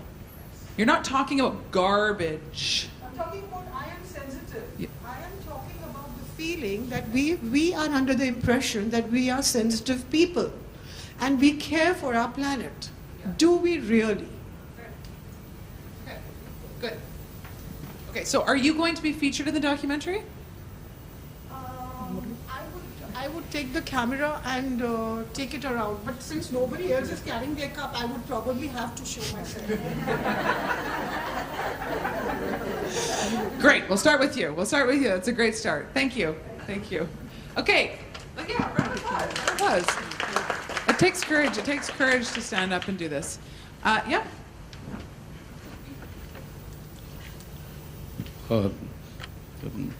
Hi, good afternoon, everyone.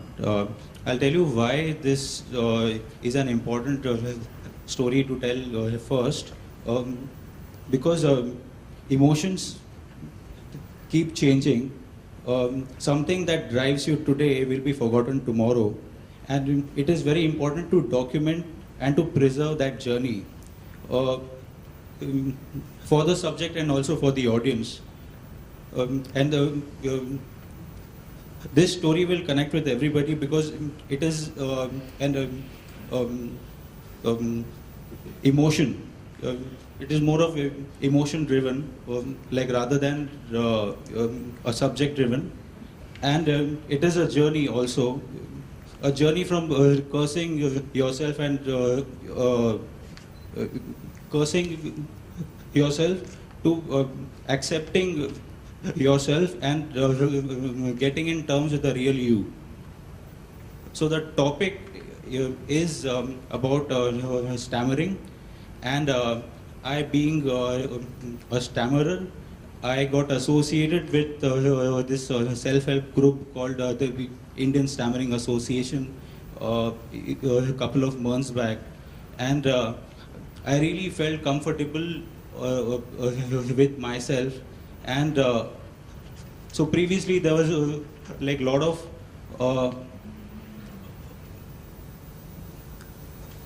so there's a lot of expectations from myself, and I was trying to run away from the defect, and I used to look at this as a defect, but like the journey taught me of not to focus more on stammering rather than focus on your highlights.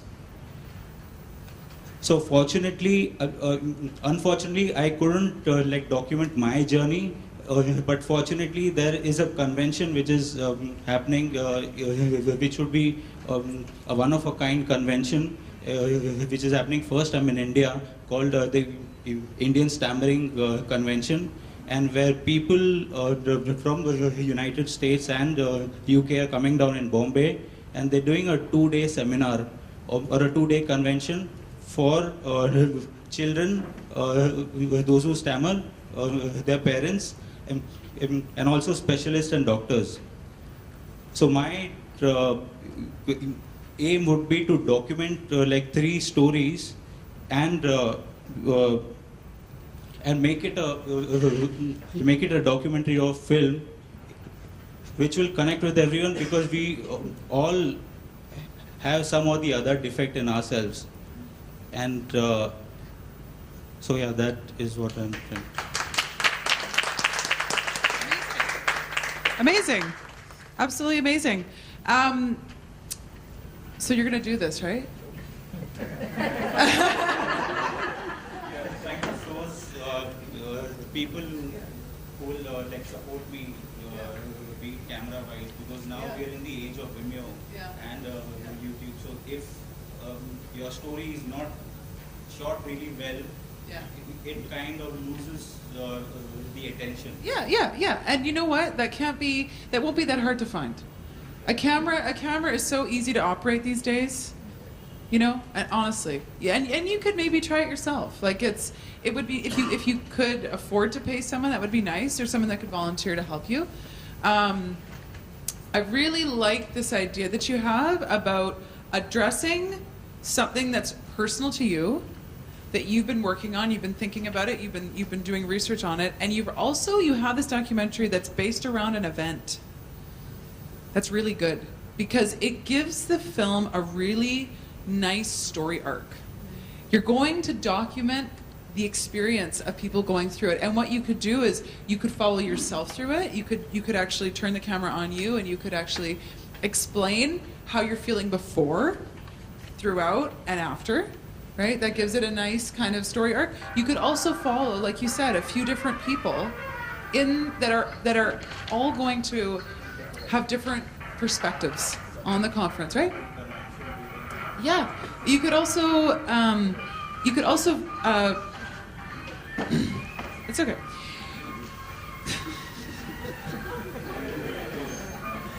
You could also I mean, in your research, right, which you don't need to include in the documentary at the end, if you don't want, or you could, is interview the people that organized it, right, and interview people that are like family members, like you said.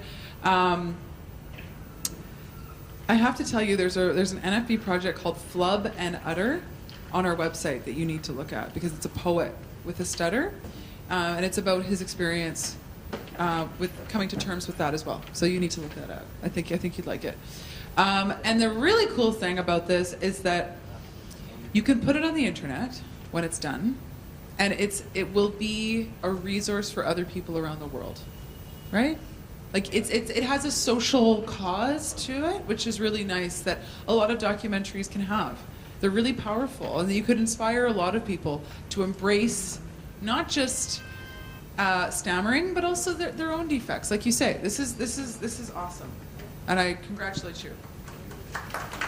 And I just don't want it to be. I'm not like looking at as an emotional like a sob, because that we don't enjoy much. So something which will make you laugh and cry at the same time, because I'm thinking to put like towards the end, where the characters, when all the 3 people, they get terms with themselves and they're so happy about it. So I thought like they can also take like stammering in a fun way, where like the music in the end can be like a scratch or like what do we like a stutter DJ.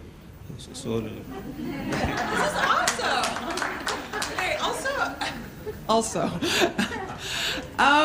I think it would be really interesting to have an element of information about how does a stutter develop or a stammer develop, and what are some other perspectives on it from people, right? Like, most people probably don't know much about it.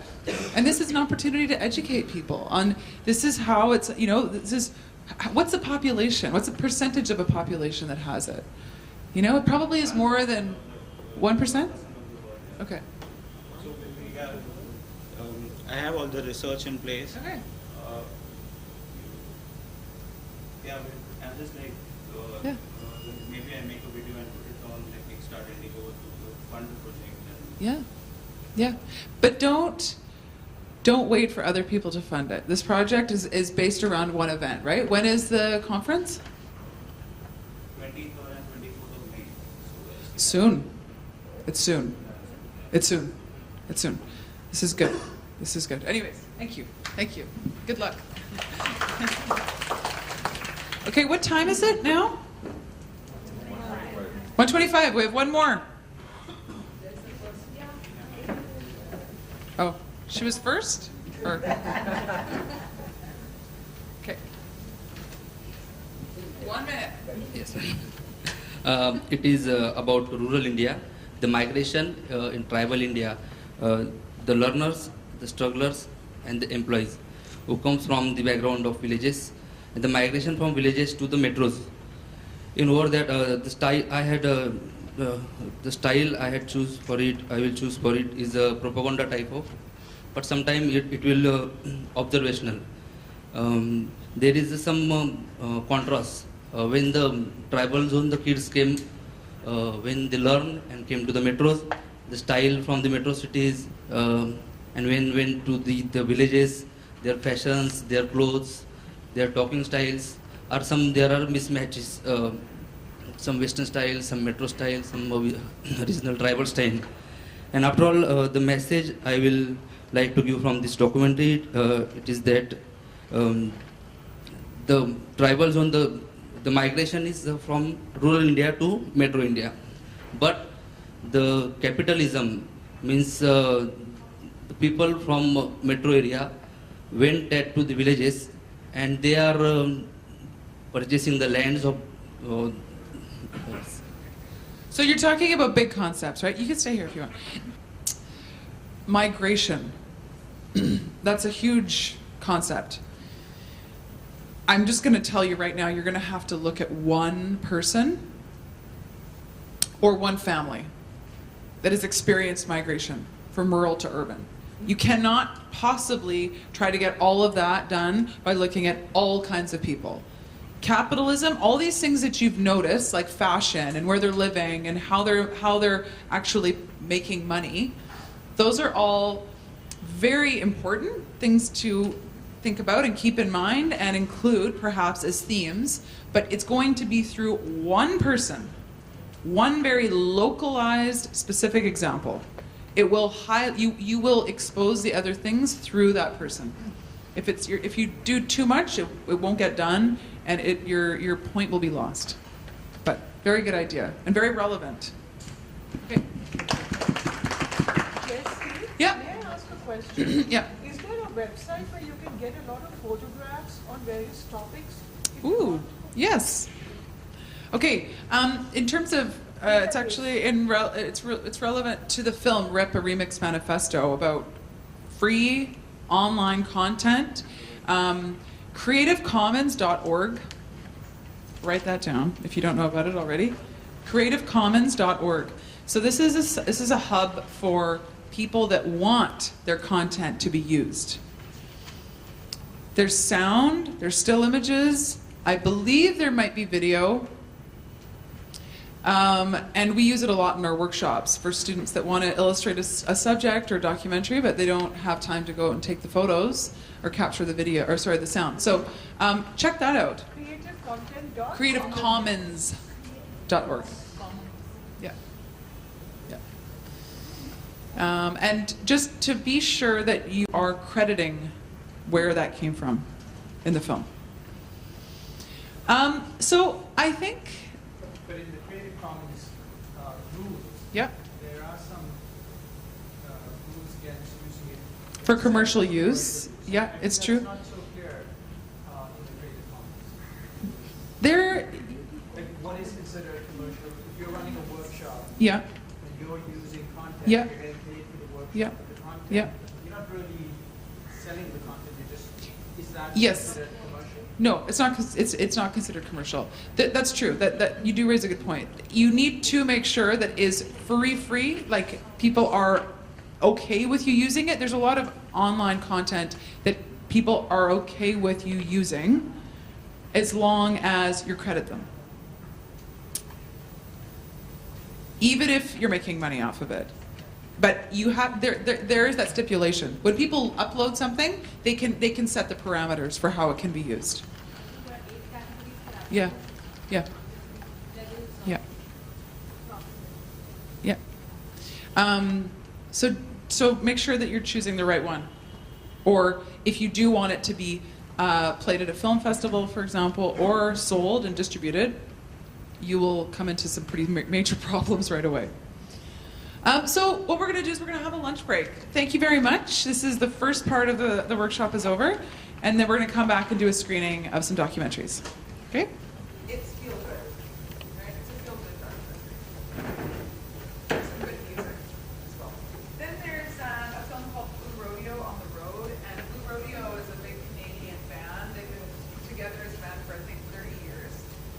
And my friend made the film, I'm a little biased, but it's just a short vignette, we call it, right? It's just a little, it's so well edited together that you get a sense of who they are as musicians, what they enjoy, and you also hear their music, so you get a sense of what kind of creation they make.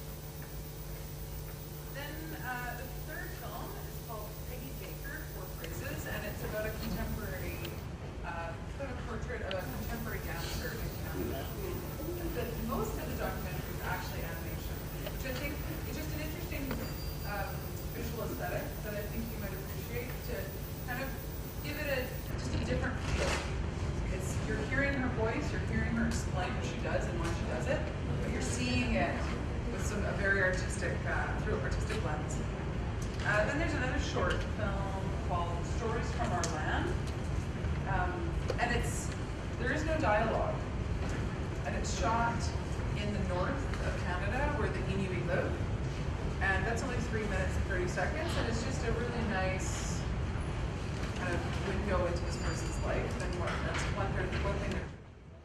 And then there's Seth's Dominion, which is a 42-minute film, so that's the longest film in the program.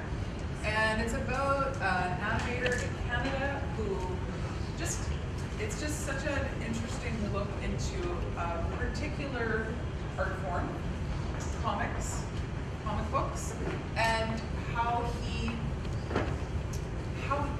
approaches it and what it means to him.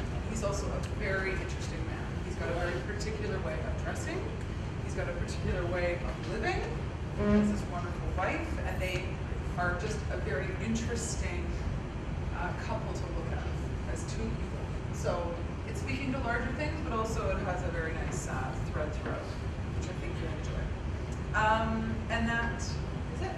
It's about an hour and 10 minutes, an hour and 15 minutes. So if you have any questions or comments at the end, that'd be really nice to hear what you think. And enjoy the screening. Bye.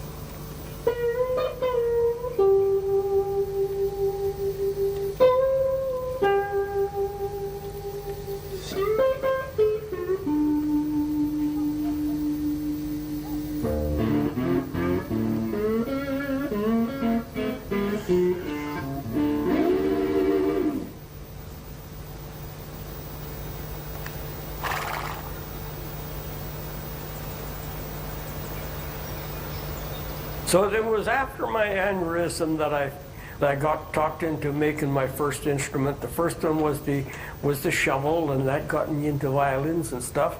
And I think I'll do a violin better now than I do guitar.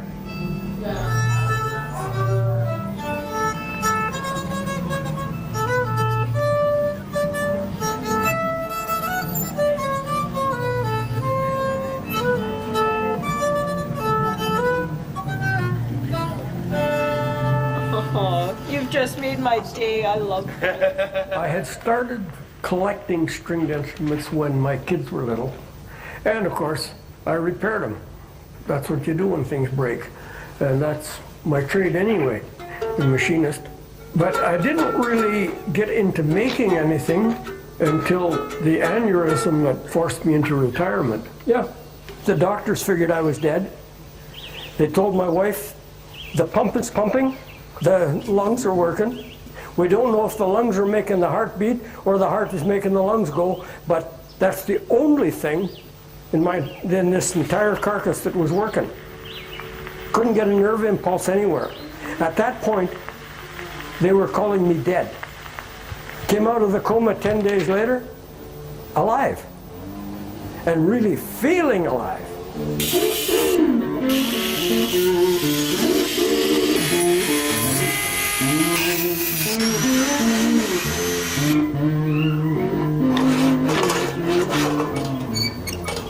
I was 52 when that happened.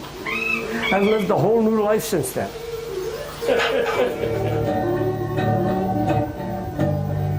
My head is always planning something.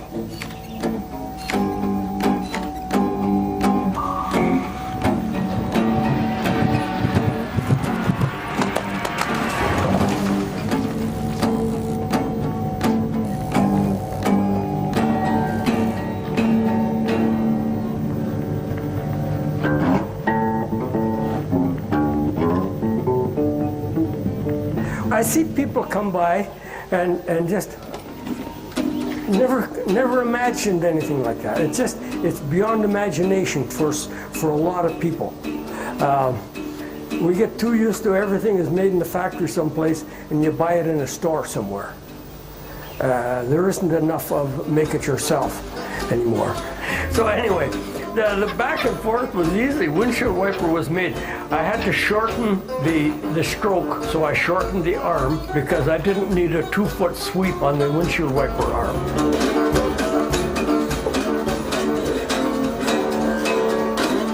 I've had a lot of fun with these toys. They've introduced me to such a great people.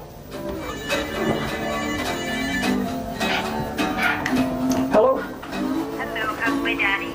Your daddy is having fun. Fun like he hasn't had for a long time.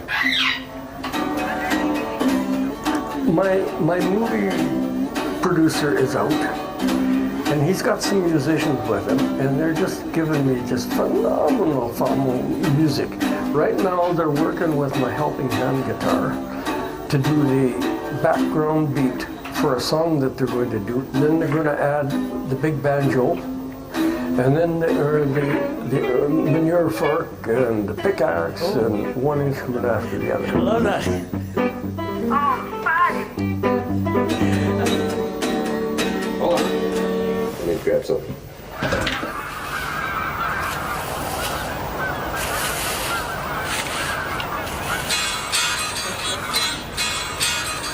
I do not sell any instruments, but I've been known to do some instrument for a guy just because they were worthy. Right. I'll fix you up an antler. That would be... I can't. If I sold this, how do I say no to the next guy? I haven't got time to keep making. The whole summer's gone by and I've managed to make a baseball bat and a banjo. I lost that one.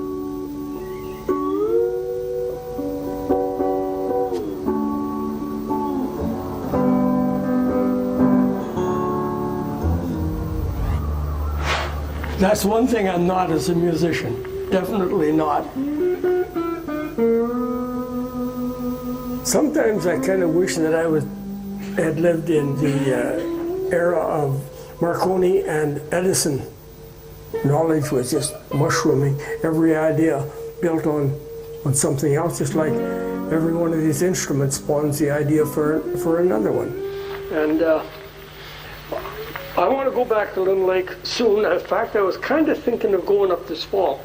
I want to get some big core sample. I want to make a guitar and a violin out of granite.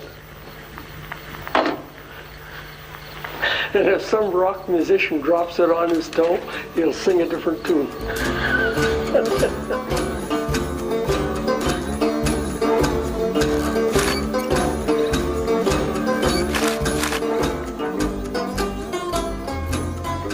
I want to do a harpsichord using electric typewriter. I made him a cello out of a paddle. My brothers and sisters bought an old enamel bedpan, and they gave it to me to make an instrument out of it. Oh yeah, I toyed with the idea of a bagpipe. I want to fasten some kind of a flute to a vacuum cleaner, because the worst part of a bagpipe is the huffing and puffing to blow on it. I'm positive old-timers won't get me. And I tell her I got a good horse that's going to take me off into the purple sunset when they threaten me with the old folks home.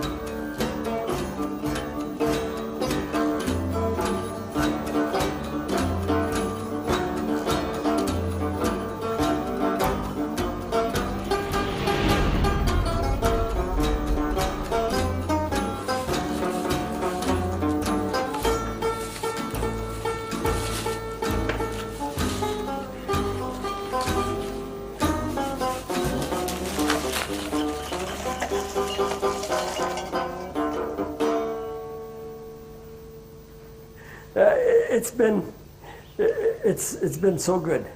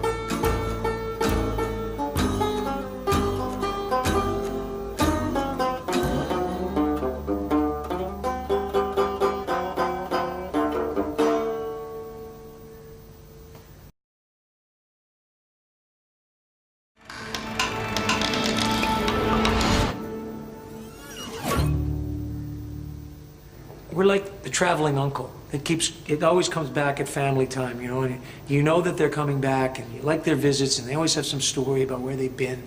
And I think that's the way that, you know, we always had this credo that we would go wherever we could go to play. We always felt that if they had a place where we could play, we'd go.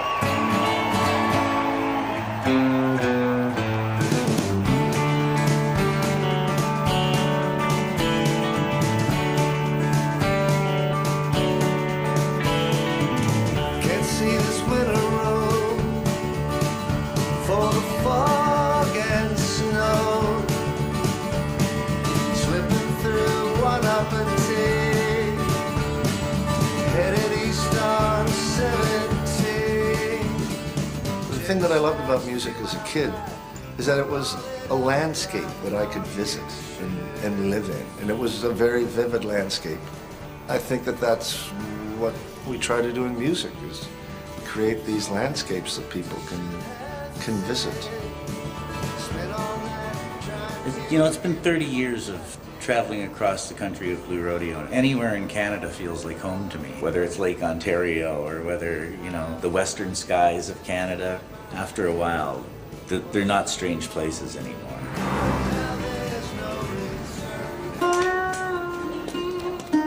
You know, lot of songs that guitar. I've been told hundreds of times that Lost Together was our wedding song, or, you know, I met my wife dancing to Try, or what have you.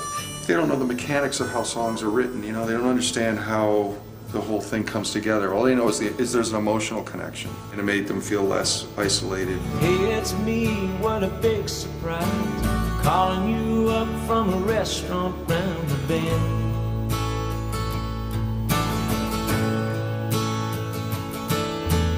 Just got in from a way up north, I'm making tired now, and I could use a friend. And yes, I think that being an artist, part of the impulse is wanting to move around, catch glimpses of people's lives, and work whatever we thought was happening into our songs. And you know, it's such a beautiful chunk of land that we live upon, you know. It's a great boreal forest and the Great Canadian Shield, and I think, you know, maybe a lot of the music is trying to tell the story of the land.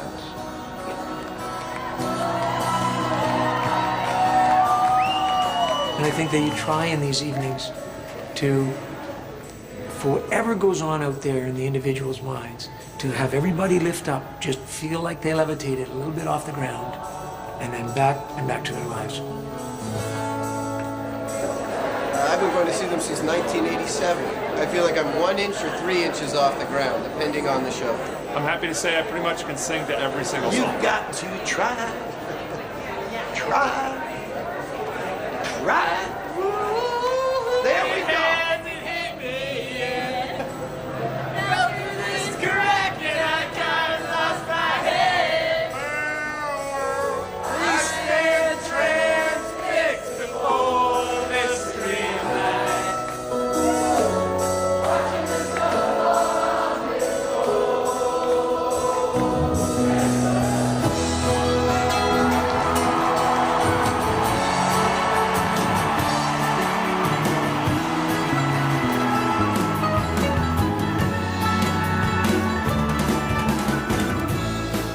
That's like, you know, standing on the precipice of the Grand Canyon and looking out, feeling a part of the great beyond, you know? That's what it feels like when you're playing and you're transported and you feel everyone in the room transported and everyone you're playing with.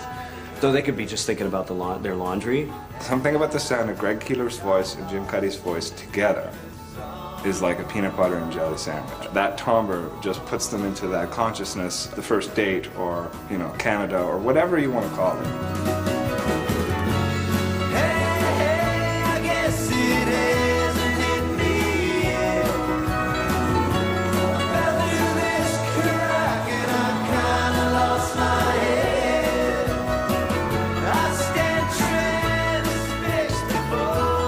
I guess it's like, I saw this interview with George Harrison's wife, and they asked her, how did you make it, like, being married to someone like George? And she said, we just didn't get divorced, you know? And I kind of think that that's kind of with us. We just didn't break up. The truth of it is, we wouldn't know what else to do. And we still love singing together. The sound of it just still gets us high, and we still like it.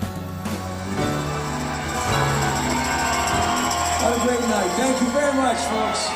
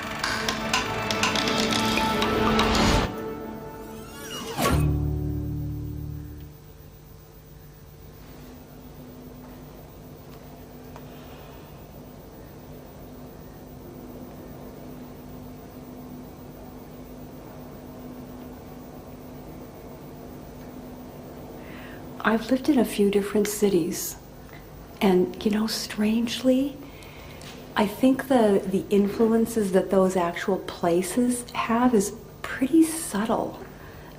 Maybe if I was a visual artist, or, you know, a filmmaker, or even a writer, it would be very, very different, but it's always my body in the empty space, and strangely, I can make myself feel very at home as long as I have an empty room, a quiet room to work in.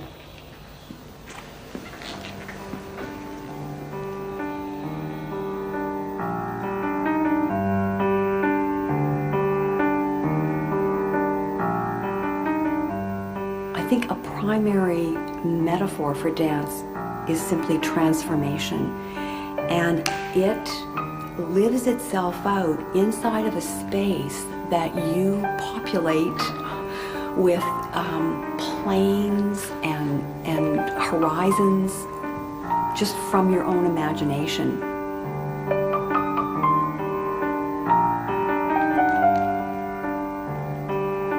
So, you know, leaning into the space, a sense of moving away from something and towards something else, connecting yourself to the architecture. I think an experience that I've had many times is the feeling of having created something in that space and that it's still there resonating when the performance is over. 5, 6, 7, step, lift and drop, up, drop, down, up, walk, down, step back, step, turn, pull, step, turn out, step, and low, and high, and step, long, change, just to finish, good, and it's a little bit springy. Why not? Because that's what would happen next anyway. But you know what? I do think, in a way that we're hardly ever invited to in our culture, you're also inviting the eye of someone who's witnessing your performance to look at you from head to toe, and they get to empathize with a kind of really vivid physical life that we all crave on some level. Parents holding their child for the first time, lovers meeting eyes, those kinds of really vivid experiences of your physical body and its dynamic energy. I think that's a lot of what gives it its value, actually, is because it's so connected with what we all understand about, you know, everything is evaporating, even as it happens, and it's not just dance. Nothing is going to last, and even, you know, despite that fact, people will put their life into their work.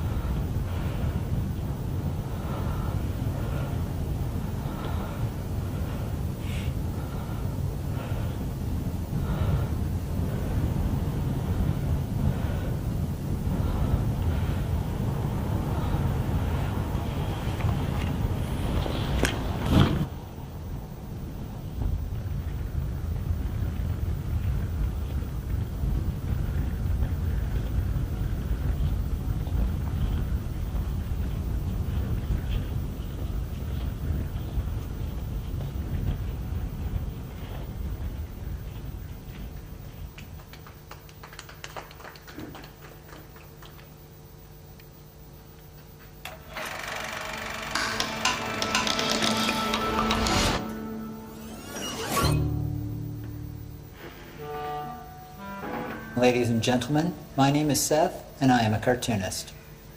There is something very lovely about the stillness of a comic book page. That austere stacked grid of boxes, the little people trapped in time. I actually think it is better suited for portraying the interior life of a person than the sort of big blown world of fantasy. I've been asked by the NFB to repeat questions as they're asked to me, or to phrase them as a statement. Why do I believe that comics are more suited to mundane reality than to fantasy? There's something about that very simple, understated nature of how comics are created with little bubbles that form in your brain.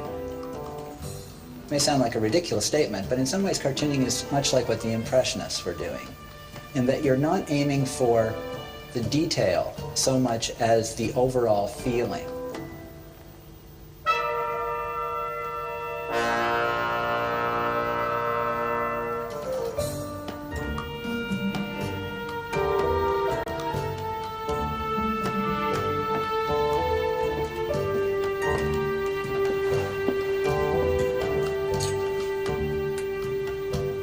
Cartooning to me isn't really about drawing at all. It's about graphic design. It's about creating iconic images that you move around on the page, which actually stimulate in the reader their own experience. They're like memory drawings, I call them.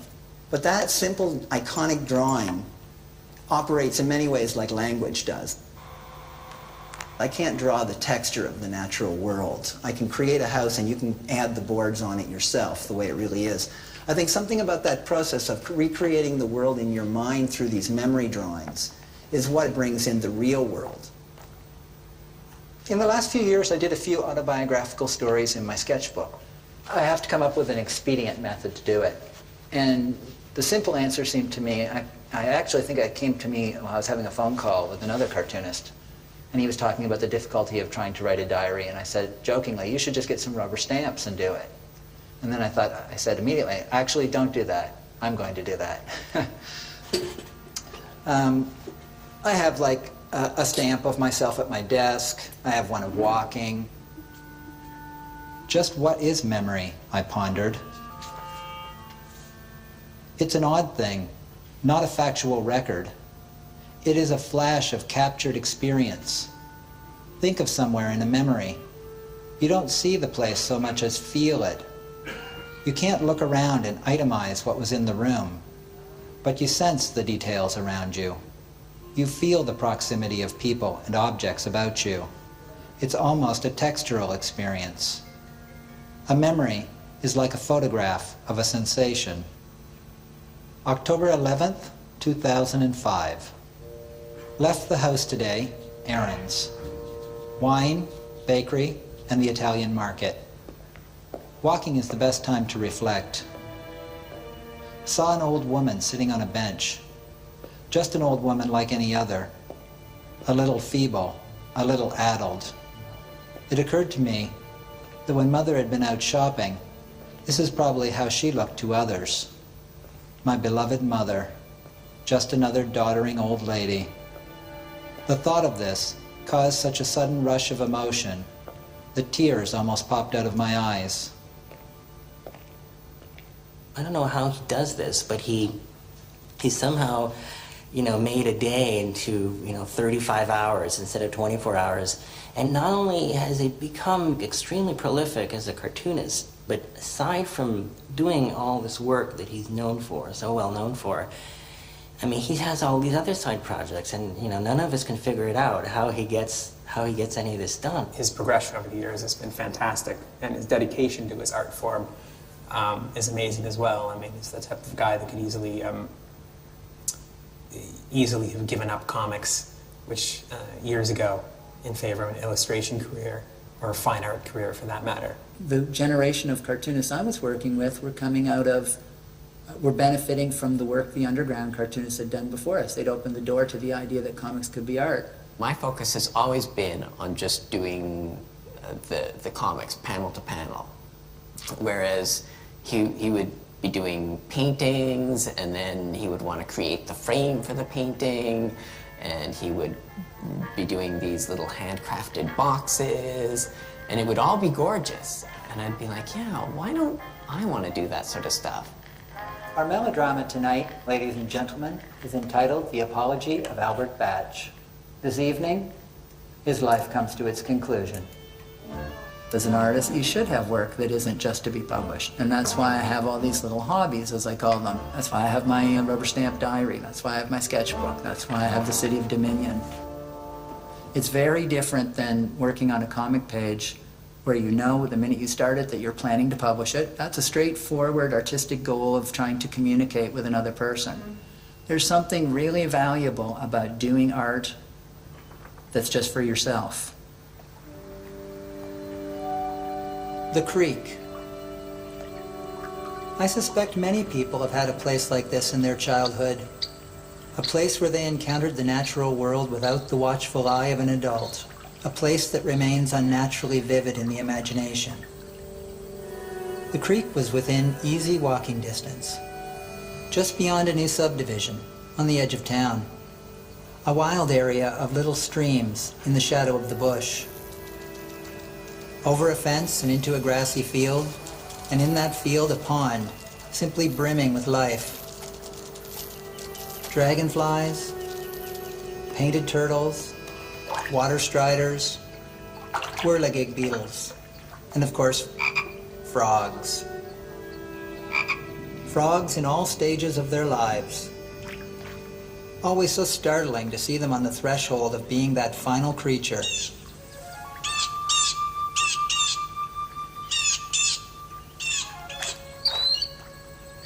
In the field, the milkweed, the cattail, and wheatgrass, Queen Anne's lace, the skunk cabbage, and in the bush, the trillium.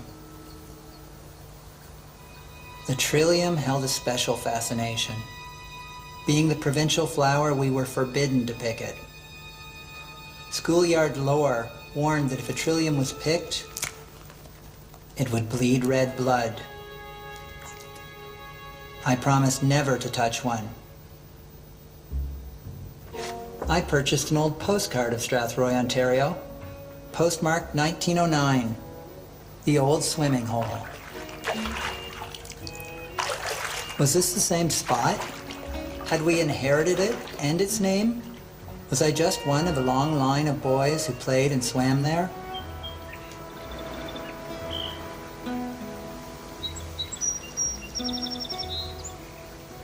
I remember how unpleasant the creek bottom felt with just bare feet. The mud and the reeds and the crayfish skittering between your legs. I remember how it felt to be there when you were in a group, and how different it felt to be there alone. When I returned, as an adult in the 1990s, the creek was unchanged. It was eerily familiar. However, when last I visited, the bush had grown so thick, I couldn't even get near. Shit.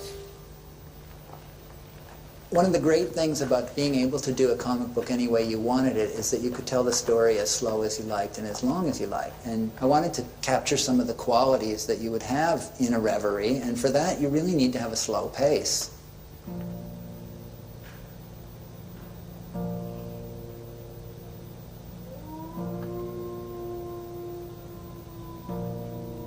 Somewhere on the prairies, at the edge of a little town, there is a closed-up drive-in theater.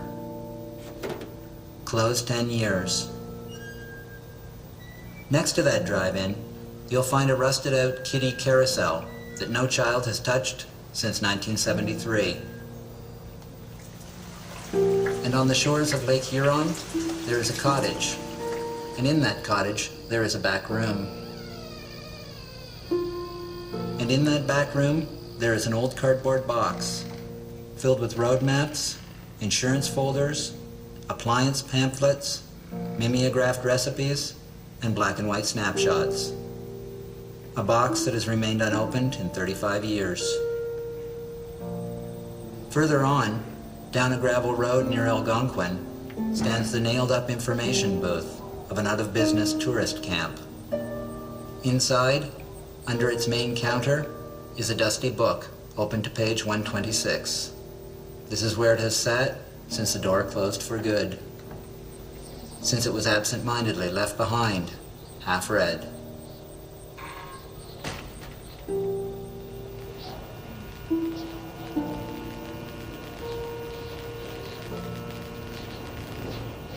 In these places, and others like them, time is standing still.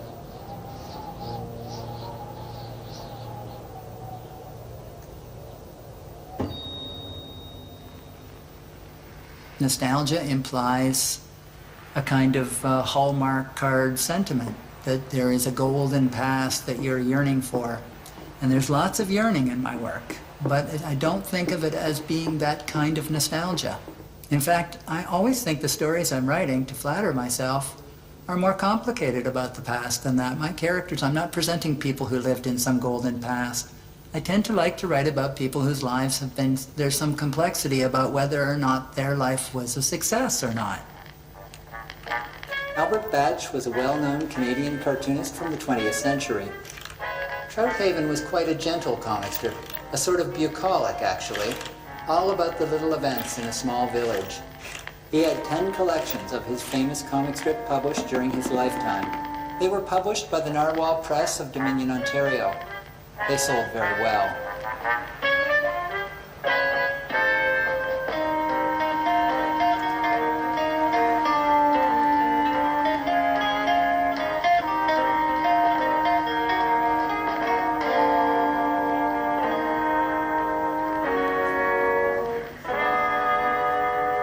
Graphic novel.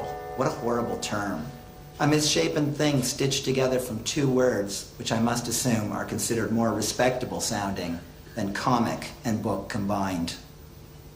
People recognize the phrase graphic novel, and I now find myself saying it in interviews, simply because it is easier to use than to try and institute some new name of my own invention. That's hard work, to rename something and make it stick. I did that once, years ago, when I changed my name from Gregory Gallant to Seth. That was a big chore. First, introducing the new name, and then enforcing its use. Correcting friends or family every time they used the old name. Reinforcing it constantly until it became second nature for everyone. That's a young man's game. I don't have the stomach for that sort of highly disciplined assholeism any longer. And that was kind of part of the process of being involved in the punk scene in the early 80s and looking for a pretentious, scary name, you know. And so that's why I picked Seth. I actually had a last name back then, too, which I'll never tell. Oh, no. I'd show you my tattoo before I tell you that.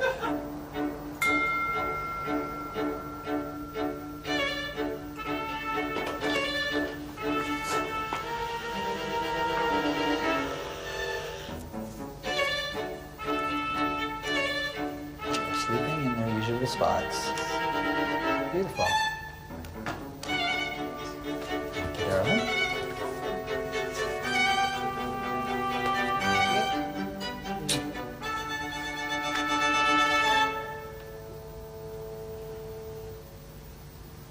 I like routine, and my days are pretty structured. I get up early in the morning because my wife, Tanya, is a barber. And when she goes off to work, I generally come down to the studio. I begin with some work that I've left from the night before. The rest of the morning, I like to work on one of my private projects. Time to eat, time to read. If there's any commercial work to be done at that point, any specific jobs that have a deadline, that's usually I work on that in the afternoon. Dealing with the daily problems of business, checking the email, making phone calls. Make dinner. Tanya arrives home. We have dinner, spend some time together, have a glass of wine, relax. Being a 50-year-old man, I go and take a nap. The evening, best time for working on the comics, I find. I'll work till about 11 o'clock at night. If it's a little busier, I might work till 11:30 or 12. And then I come upstairs, and Tanya and I will usually sit down. I'll drink a couple of glasses of wine, we'll watch a movie. And then it's reading time, and then to bed by 1 o'clock. Actually 1:30, always 1:30. Next day, exactly the same thing. I'm a pretty extroverted person, but, and I think probably you're more naturally introverted, and yet you've got the career with people, and I've got the career where I'm alone. But it works good for us that way. you have that interior world that you let me peek into once in a while, and I find that fascinating. That's why I like to leave them alone. There's some Protestant work ethic in the back of my brain that makes me feel good when I work. Like if I have a day where I get 5 things done, work in my sketchbook, do my diary, get some part of some commercial job, work on my comic, and work on one of my little buildings. A day like that, there is such a good feeling to that. You want that feeling when you go to bed every night that you've accomplished something. You know, when I wanted to be a cartoonist in my 20s, I thought it would be cool. What I wasn't thinking was crafting a life for myself where I'd spend all my time alone as a 50-year-old man in the basement, but that's where it ended up, and that is where I'm happiest. I like that feeling of being by myself most of the time, but the comfortable feeling of being by myself, where loneliness is removed by Tanya.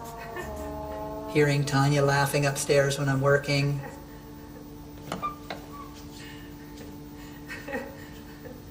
not knowing what she's laughing about. I know she wouldn't be insulted by this because we've talked about it before, but it's turned out that's the same feeling I had with my own mother when I was in my room, working away, hearing her in the other part of the house. It supplied some need to me that removed loneliness. This is a book I put together a few years ago. It's titled The History of Pages of Comic Books, maybe the 1,000 pages of comic books from when I was a little kid until I went to art school. And I never showed them, maybe once or twice showed something to some other kids. It was a totally private little world, and Mother really was the main person I showed anything to, and her support was really very important.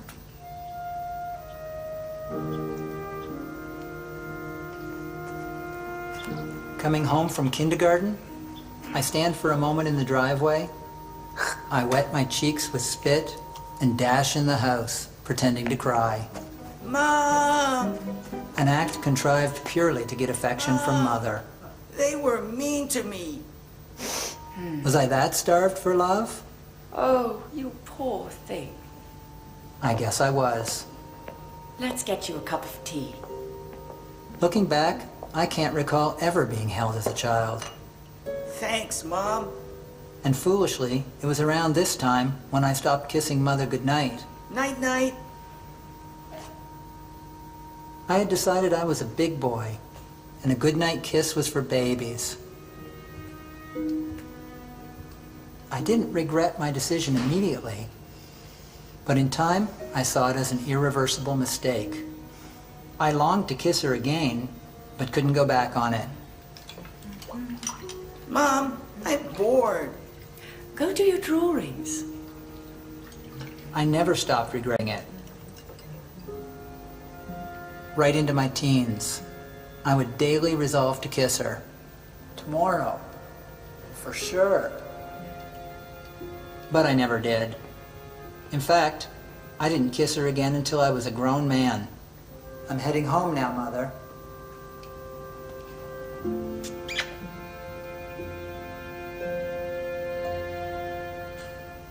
I always think of memory as being, it's like a blueprint of a sensation somehow that you have in your brain. And this blueprint has to be studied when you go back to look at it. And much like composing a panel, it's like you're in the center of that blueprint, the center of the memory, and you go, here I am, I'm 8 years old, I'm in the backyard, there's the brick of the house is over here. Or you start to build the memory in your brain, much the way you might move around little toy figures or something in a diorama.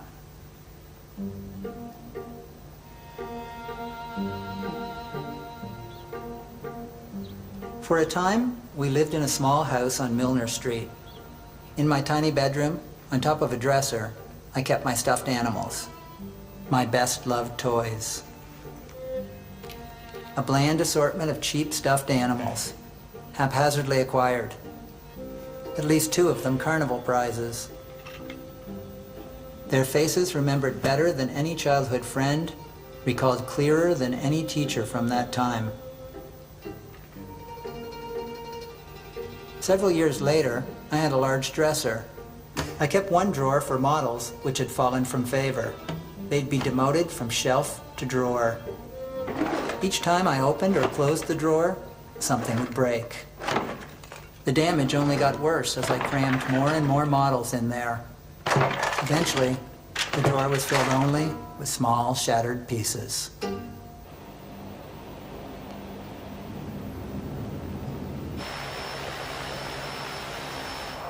My father grew up in the Depression in Prince Edward Island, and he'd always told me the stories when I was a child about his childhood.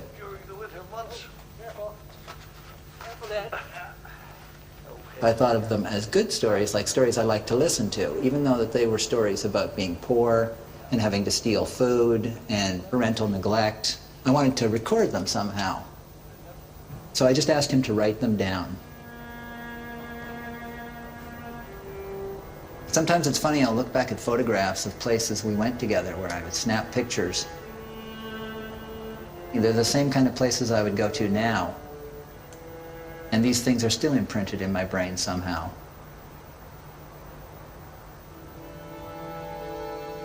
Transistor radio.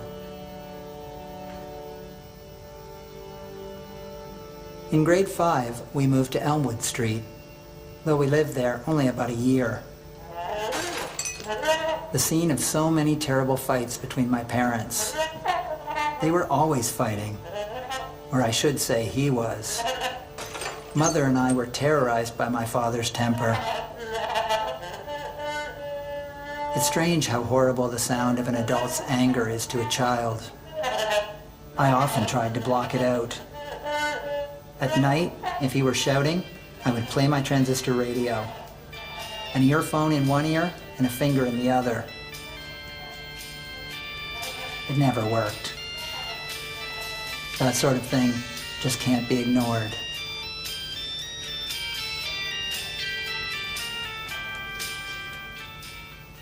I think I was brought up with that feeling of fear of his temper, which was the temper of a frustrated person, a person who felt like they'd missed out on certain opportunities. He never felt he got to do what he wanted to do in life. I think he was always kind of hoping something would happen. I don't know what it was.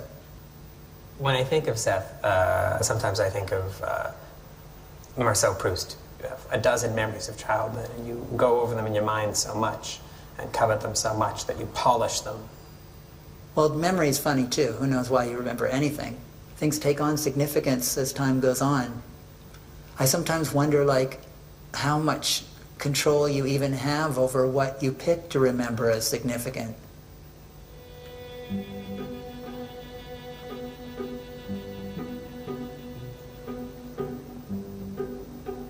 One bright day, I went up to the attic. I gathered up my beloved stuffed toys from Milner Street. I carried them out into the backyard and carefully hung them one by one from a tree.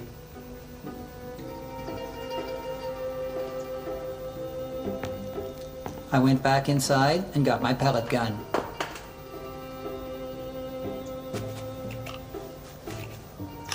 I laid down, I carefully took aim, and shot them all to pieces.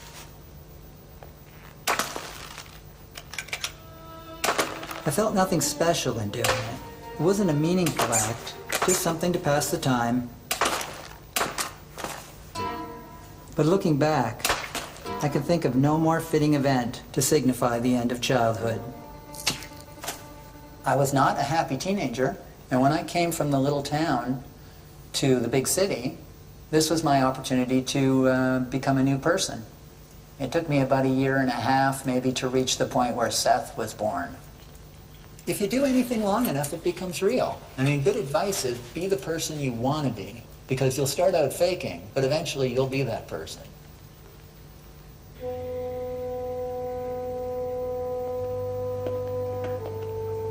On Tuesday night, I went for a late night stroll. It was a beautiful night, a bit of a chill in the air. Not really cold, though. Still, winter was coming.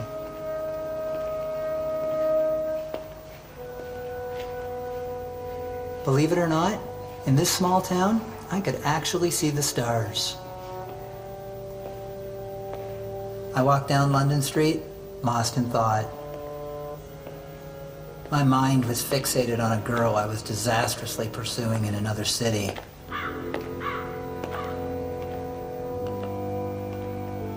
I stopped for a moment And as I stood there, I heard an almost imperceptible, tinny sound. It was music. I recognized the song. I quickly realized that it was coming from a garbage bag on the curb. Someone had obviously thrown out one of those cards with a computer chip in it.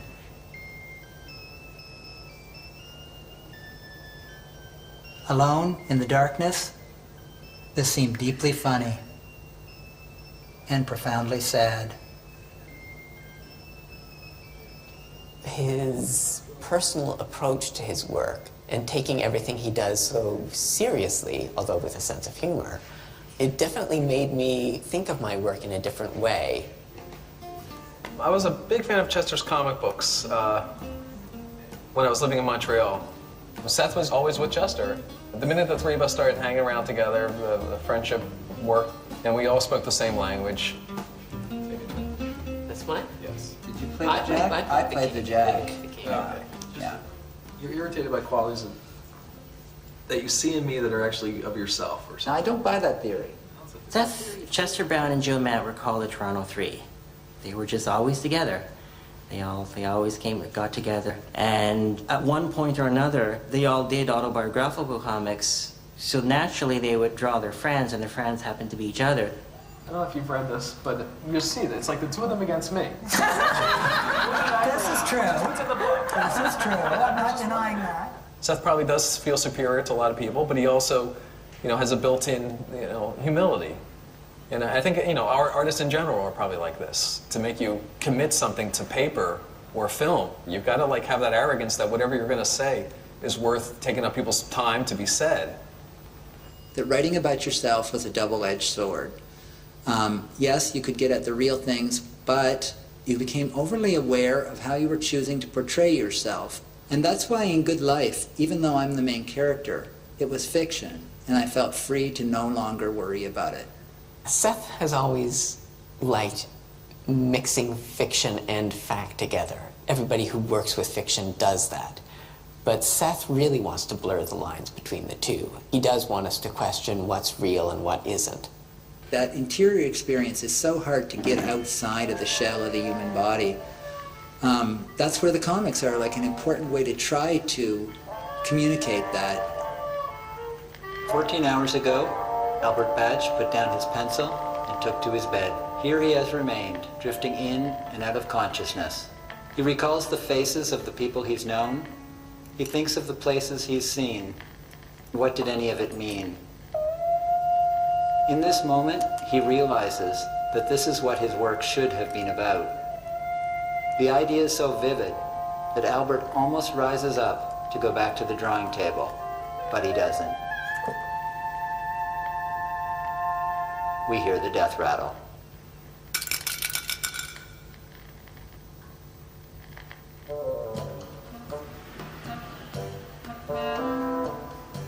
The Invisible Life.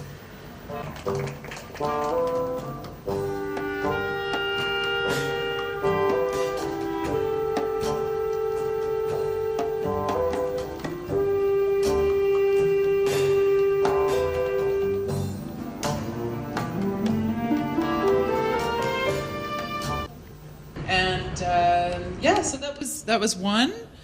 The other ones were homemade music. Home cooked music. Thank you. And then the Blue Rodeo on the road about the musicians, and then we had Peggy Baker. Yeah, and then there was the One Shot in the North, Stories from Our Land, which was he was seal hunting. Right? And I like how it's a really short film, but it seems almost half of the footage is of him waiting. And I've been on a moose hunt in the north, and it's the same feeling of like an unbearable amount of time that you have to spend silent waiting, like longer than you ever think humanly possible.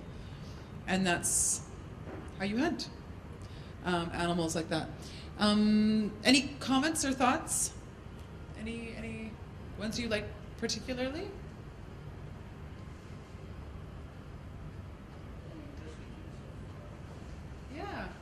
Yeah. And I chose the way I chose them was A, were they newer, and B, were they kind of an interesting perspective on Canada for people that maybe have never gone or don't. You might. I just tried to I wanted to put an Inuit film. I also wanted to show a few different varieties of documentaries. It's not just the talking head. You can get creative with it, and it does become blurred. And I know in this film with Seth Dominion, he's talking about the line between fact and fiction. And what I feel like some of these documentaries are doing is just that. They're really blurring the lines, and who cares really, right? It's about how does it look, and are you enjoying it, and are you learning something, and are you interested, and are you curious? It's not about the stagnant kind of expository type of documentary anymore, which is really exciting. Yeah, Peggy Baker, yeah. Yeah, and I've shown that to lots of different animation schools in India to say, look, your animation doesn't have to just live in the animation world. You can collaborate with other filmmakers, certainly, and add to it in a totally different new way that gives it so much more of an aesthetic quality. Powerful films, yeah. Yeah. Something to say, which is whether it's an idea. The idea was very powerful, very innovative. As you said, you've come across a lot. Yeah. Wonderful. Good. I'm glad you liked it. Yeah, great. And also I wanted to also point out there was a bit of a, I broke it down in terms of the observational documentary and the participatory reflexive. And I feel like Seth's Dominion is more of a collaboration. And Seth comes on, the first scene is Seth speaking about himself. But that's not who made the film. Seth didn't make the film, it was Luke Chamberlain who was an animator. But you really get the feeling, because the interviews and the film took so many years to make, and they're very clear about that at the beginning. It is, 7 years. It's a much more of a collaboration, which I think is really beautiful. So anyway, I wanted to just point that out. So, yeah.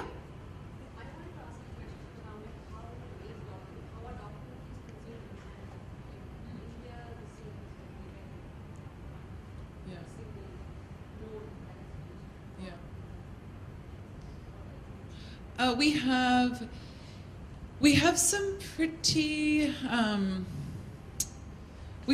big festivals, some pretty big film festivals in Canada, and one documentary film festival that you really should look at there's a lot of resources and information on this festival online is called Hot Docs. You've heard of it? Okay, so that's a big one, and the festival really does drive the industry. You really do. It's really the first place that films are going to go after they're made, because that's where the distributors are. The people that attend film festivals to consume documentaries, those people are there because they're enjoying the films and they're interested in learning and being exposed to new things. But that's half of it. The other half is the business side of it, and people are attending to actually buy the films.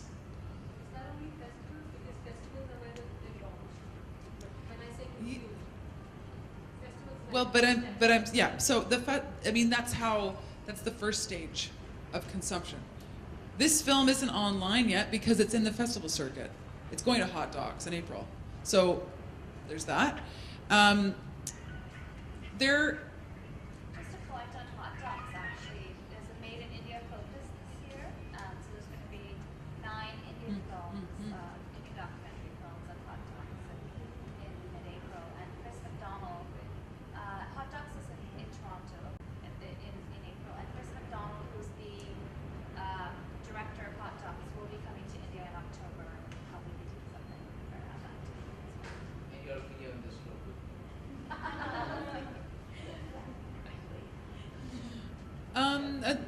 I mean, in terms of the other types of consumption, Netflix has a lot of documentaries, and we have Netflix in Canada and the States, so there's a lot of documentaries on there, and the NFB is actually selling a lot of our docs to Netflix. There's definitely been some plans to launch at the NFB, launch an online service for documentaries and curated around the world, not just NFB stuff. All the best documentaries around the world could be like taken through a hub, which should happen, should really happen. I know the NFB had that project on the go. I think it's been put on the back burner for a minute, but Netflix is kind of, that's the idea of it. There's a bit of a, I don't know, it's an interesting shift, I think, from movie theaters. Movie theaters are expanding how they offer films. I know that in North America, movie theaters, you can now rent the films that are in the theaters from your house. And you can watch them online for 48 hours for $5, right? So there's all these different ways that I think people are trying and experimenting. There's obviously the movie theater. Their documentaries do have, they definitely have a life in Canada. It's still, it's going through the same shifts that everywhere else is in terms of filmmaking, but I think because we have the history of documentary, it's a bigger market. There's more interest in it socially. Yeah. DVDs are still documentaries of DVDs. The documentaries are still being sold to schools as well, but that's on the decline.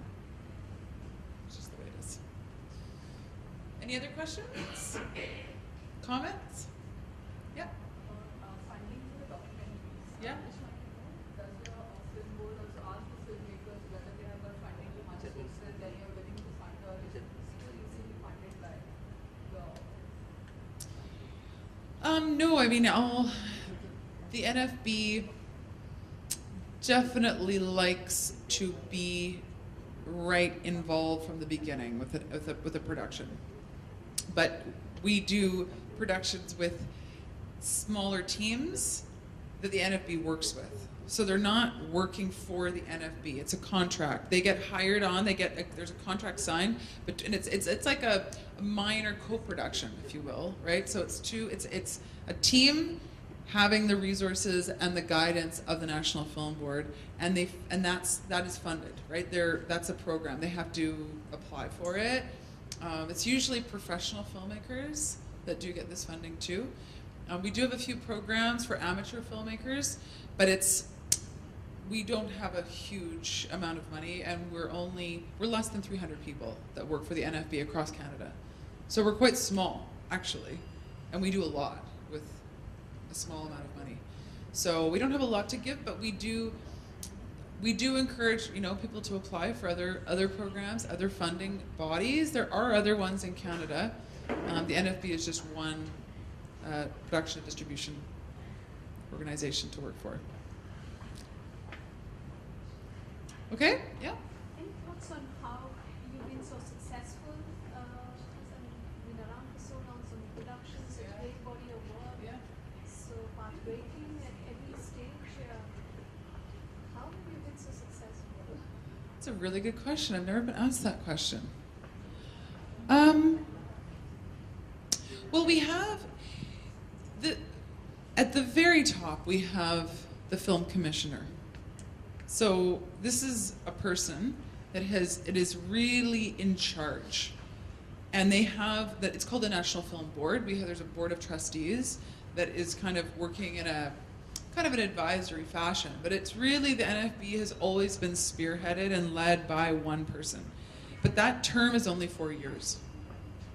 So it's usually changing every 4 years, and I know that there's been a few in the past that have had a few terms. So they're in for 8 years. But I think that's kind of a key to success, is having a fresh vision on a regular basis. And what's the background of these productions? All kinds. Big names in film production, television production, law. The commissioner right now is a lawyer for different film production companies. So having a keen awareness of the kind of the media landscape and the business side of it too. I mean, we have to generate revenue. We have to create fun. We have to be self-sufficient at some basic point, because we could lose all our funding, potentially, right? We have to generate revenue. We have to be, yeah, I mean, it's a tough time. We used to be a much larger organization, and now we're smaller. But there's also a lot of strength in being smaller with all this change and innovation happening, because you're more flexible. So I don't know. We're just trying to figure out what that sweet spot is, but we're doing very well right now with innovation and our interactives and our documentaries, as you can see in our animations. It's quite exciting to see how such a small team can create all of these amazing pieces. I mean, one thing too I want to mention is that we have as our mandate, one of our mandates is to provide a voice for the voiceless. So people that aren't often heard from. So women, visible minorities, First Nations, Inuit. So they're not in the mainstream media. We really strive to work with the people that don't get those spots on cable television. And if a film is, or a project is proposed to us, if we think that it could be done elsewhere in the mainstream, then we won't do it. Right? We are looking for cutting edge stuff that's underground, and because the root of the NFB is really it's not corporate. It's really closer to the art of filmmaking, and as a social cause as well. So, yeah. You've done a pretty good job of attempting to explain why Canada is leading. I'm still not getting it. Toronto Film Festival is to be number one. In what terms of what? Anybody who runs film festivals, when I talk to them, they say Toronto is number one, even ahead of Cannes, where it really is. So you did something right. Is the indie film movement, Hollywood is famous, Bollywood is famous, but they haven't achieved what you've achieved. So there's some magic happening over there. You start pretty much yet, I didn't quite get it. A 4-year term, you've got a lawyer, a voice for the voiceless. You start to develop something. Well, I mean, it's also subjective. I'm not the commissioner.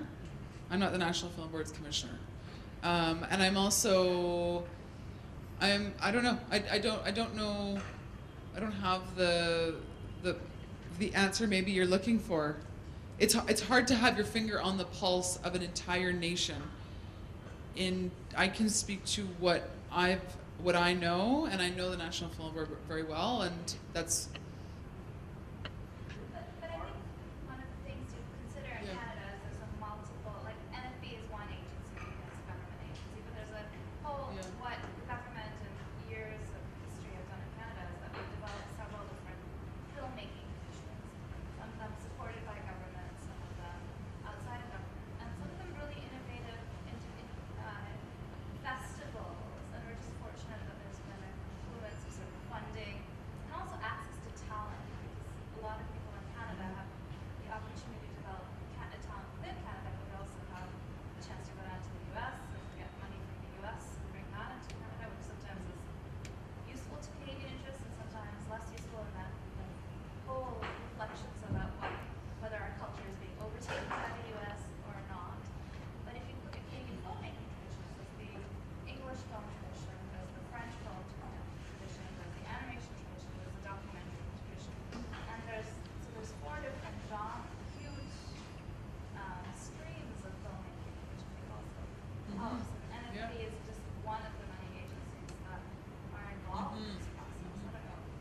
Yeah, absolutely. From an American perspective, it's also cheaper for them to come and shoot in Canada, use Canadian talent, whether it's actors or even crew. Because I remember when we used to shoot, then you don't pay SAG or you don't pay all those residuals, which are huge, especially when you do commercials. So we used to go to Canada and shoot all of it, especially when there were strikes in the US.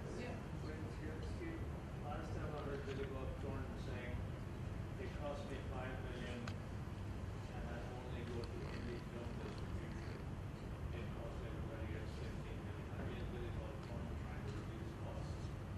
So they are cost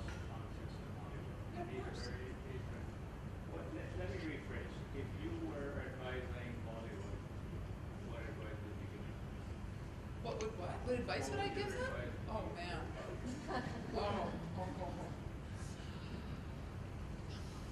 I think I can, well, I can tell you what I've been hearing, specifically from animators, is that there isn't the market for art films. Everything is commercial. And they're finding it very frustrating because they are trying to preserve the art form of cinema and of filmmaking, and they don't know how to do it. They're faculty that are trained, they're accomplished animators themselves and filmmakers, but they're seeing a lot of kids come in, like filmmaking schools are like increasing exponentially in terms of how many students they're bringing in. And trying to convey the true art of cinema and of really harnessing that energy into not just turn it on and shoot whatever, and then you're going to be a filmmaker, to try to actually kind of rein it in and actually demand a standard, a quality, and to ensure that the content that they're creating is worth making. Not just a cookie cutter kind of style that doesn't have a lot of weight or value to it. They're having a hard time with that. And I think there needs to be more programs for amateur filmmakers that are interested in the art form. Seems to be in Canada you got government, corporate, artists all sort of got together. That's somebody takes the lead, maybe Lonnie will take the lead here. Esther will take the lead. Maybe you should. For me, I talk. You talk? I watch artists and all, and I'm just a talker. You guys have done something right in Hollywood. It's true, but it's a little, I mean, I don't know. It's bizarre because I work for an organization that has been around for 76 years. There's been a huge change in the different eras, and I can tell you about how different like past employees have come back to the NFB to give master classes and are like saying, I remember back in the day when there were 5 times the staff here, and there was a real feeling of creativity, like things are different. They've shifted. A lot of stuff is online. A lot of teams are across the country. There's our actual number of employees has gone from about 1,600 to not even 300. So it's not we're not growing massively at the NFB, but things are changing and they have to change. I don't know. Maybe I'm kind of talking in circles, but we are making amazing things. We are doing amazing things. That is undisputable. But I think there's a lot more to come. I think there's a lot more experimentation that has to happen. I think there's a lot more innovation that will happen. And that is, remains to be seen. Not just in Canada, right? Around the world. There's some awesome things happening here too. Yeah, and we have a lot to learn from India.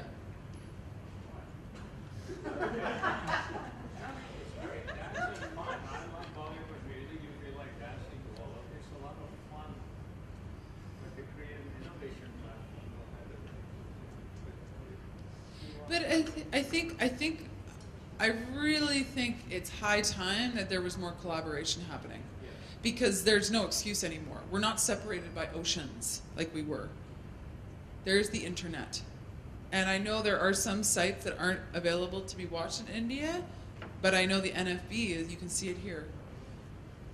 And there's and I don't mean to harp about this, but we signed this bilateral co-production agreement with India and Canada last year, and it's a perfect example of an opportunity for filmmakers to work together and learn from each other.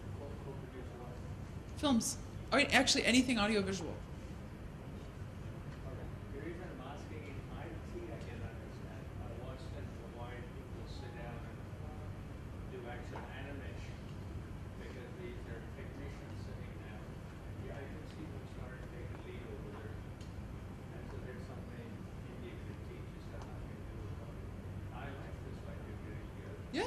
absolutely.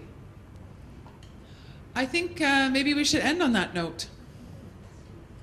To co-productions.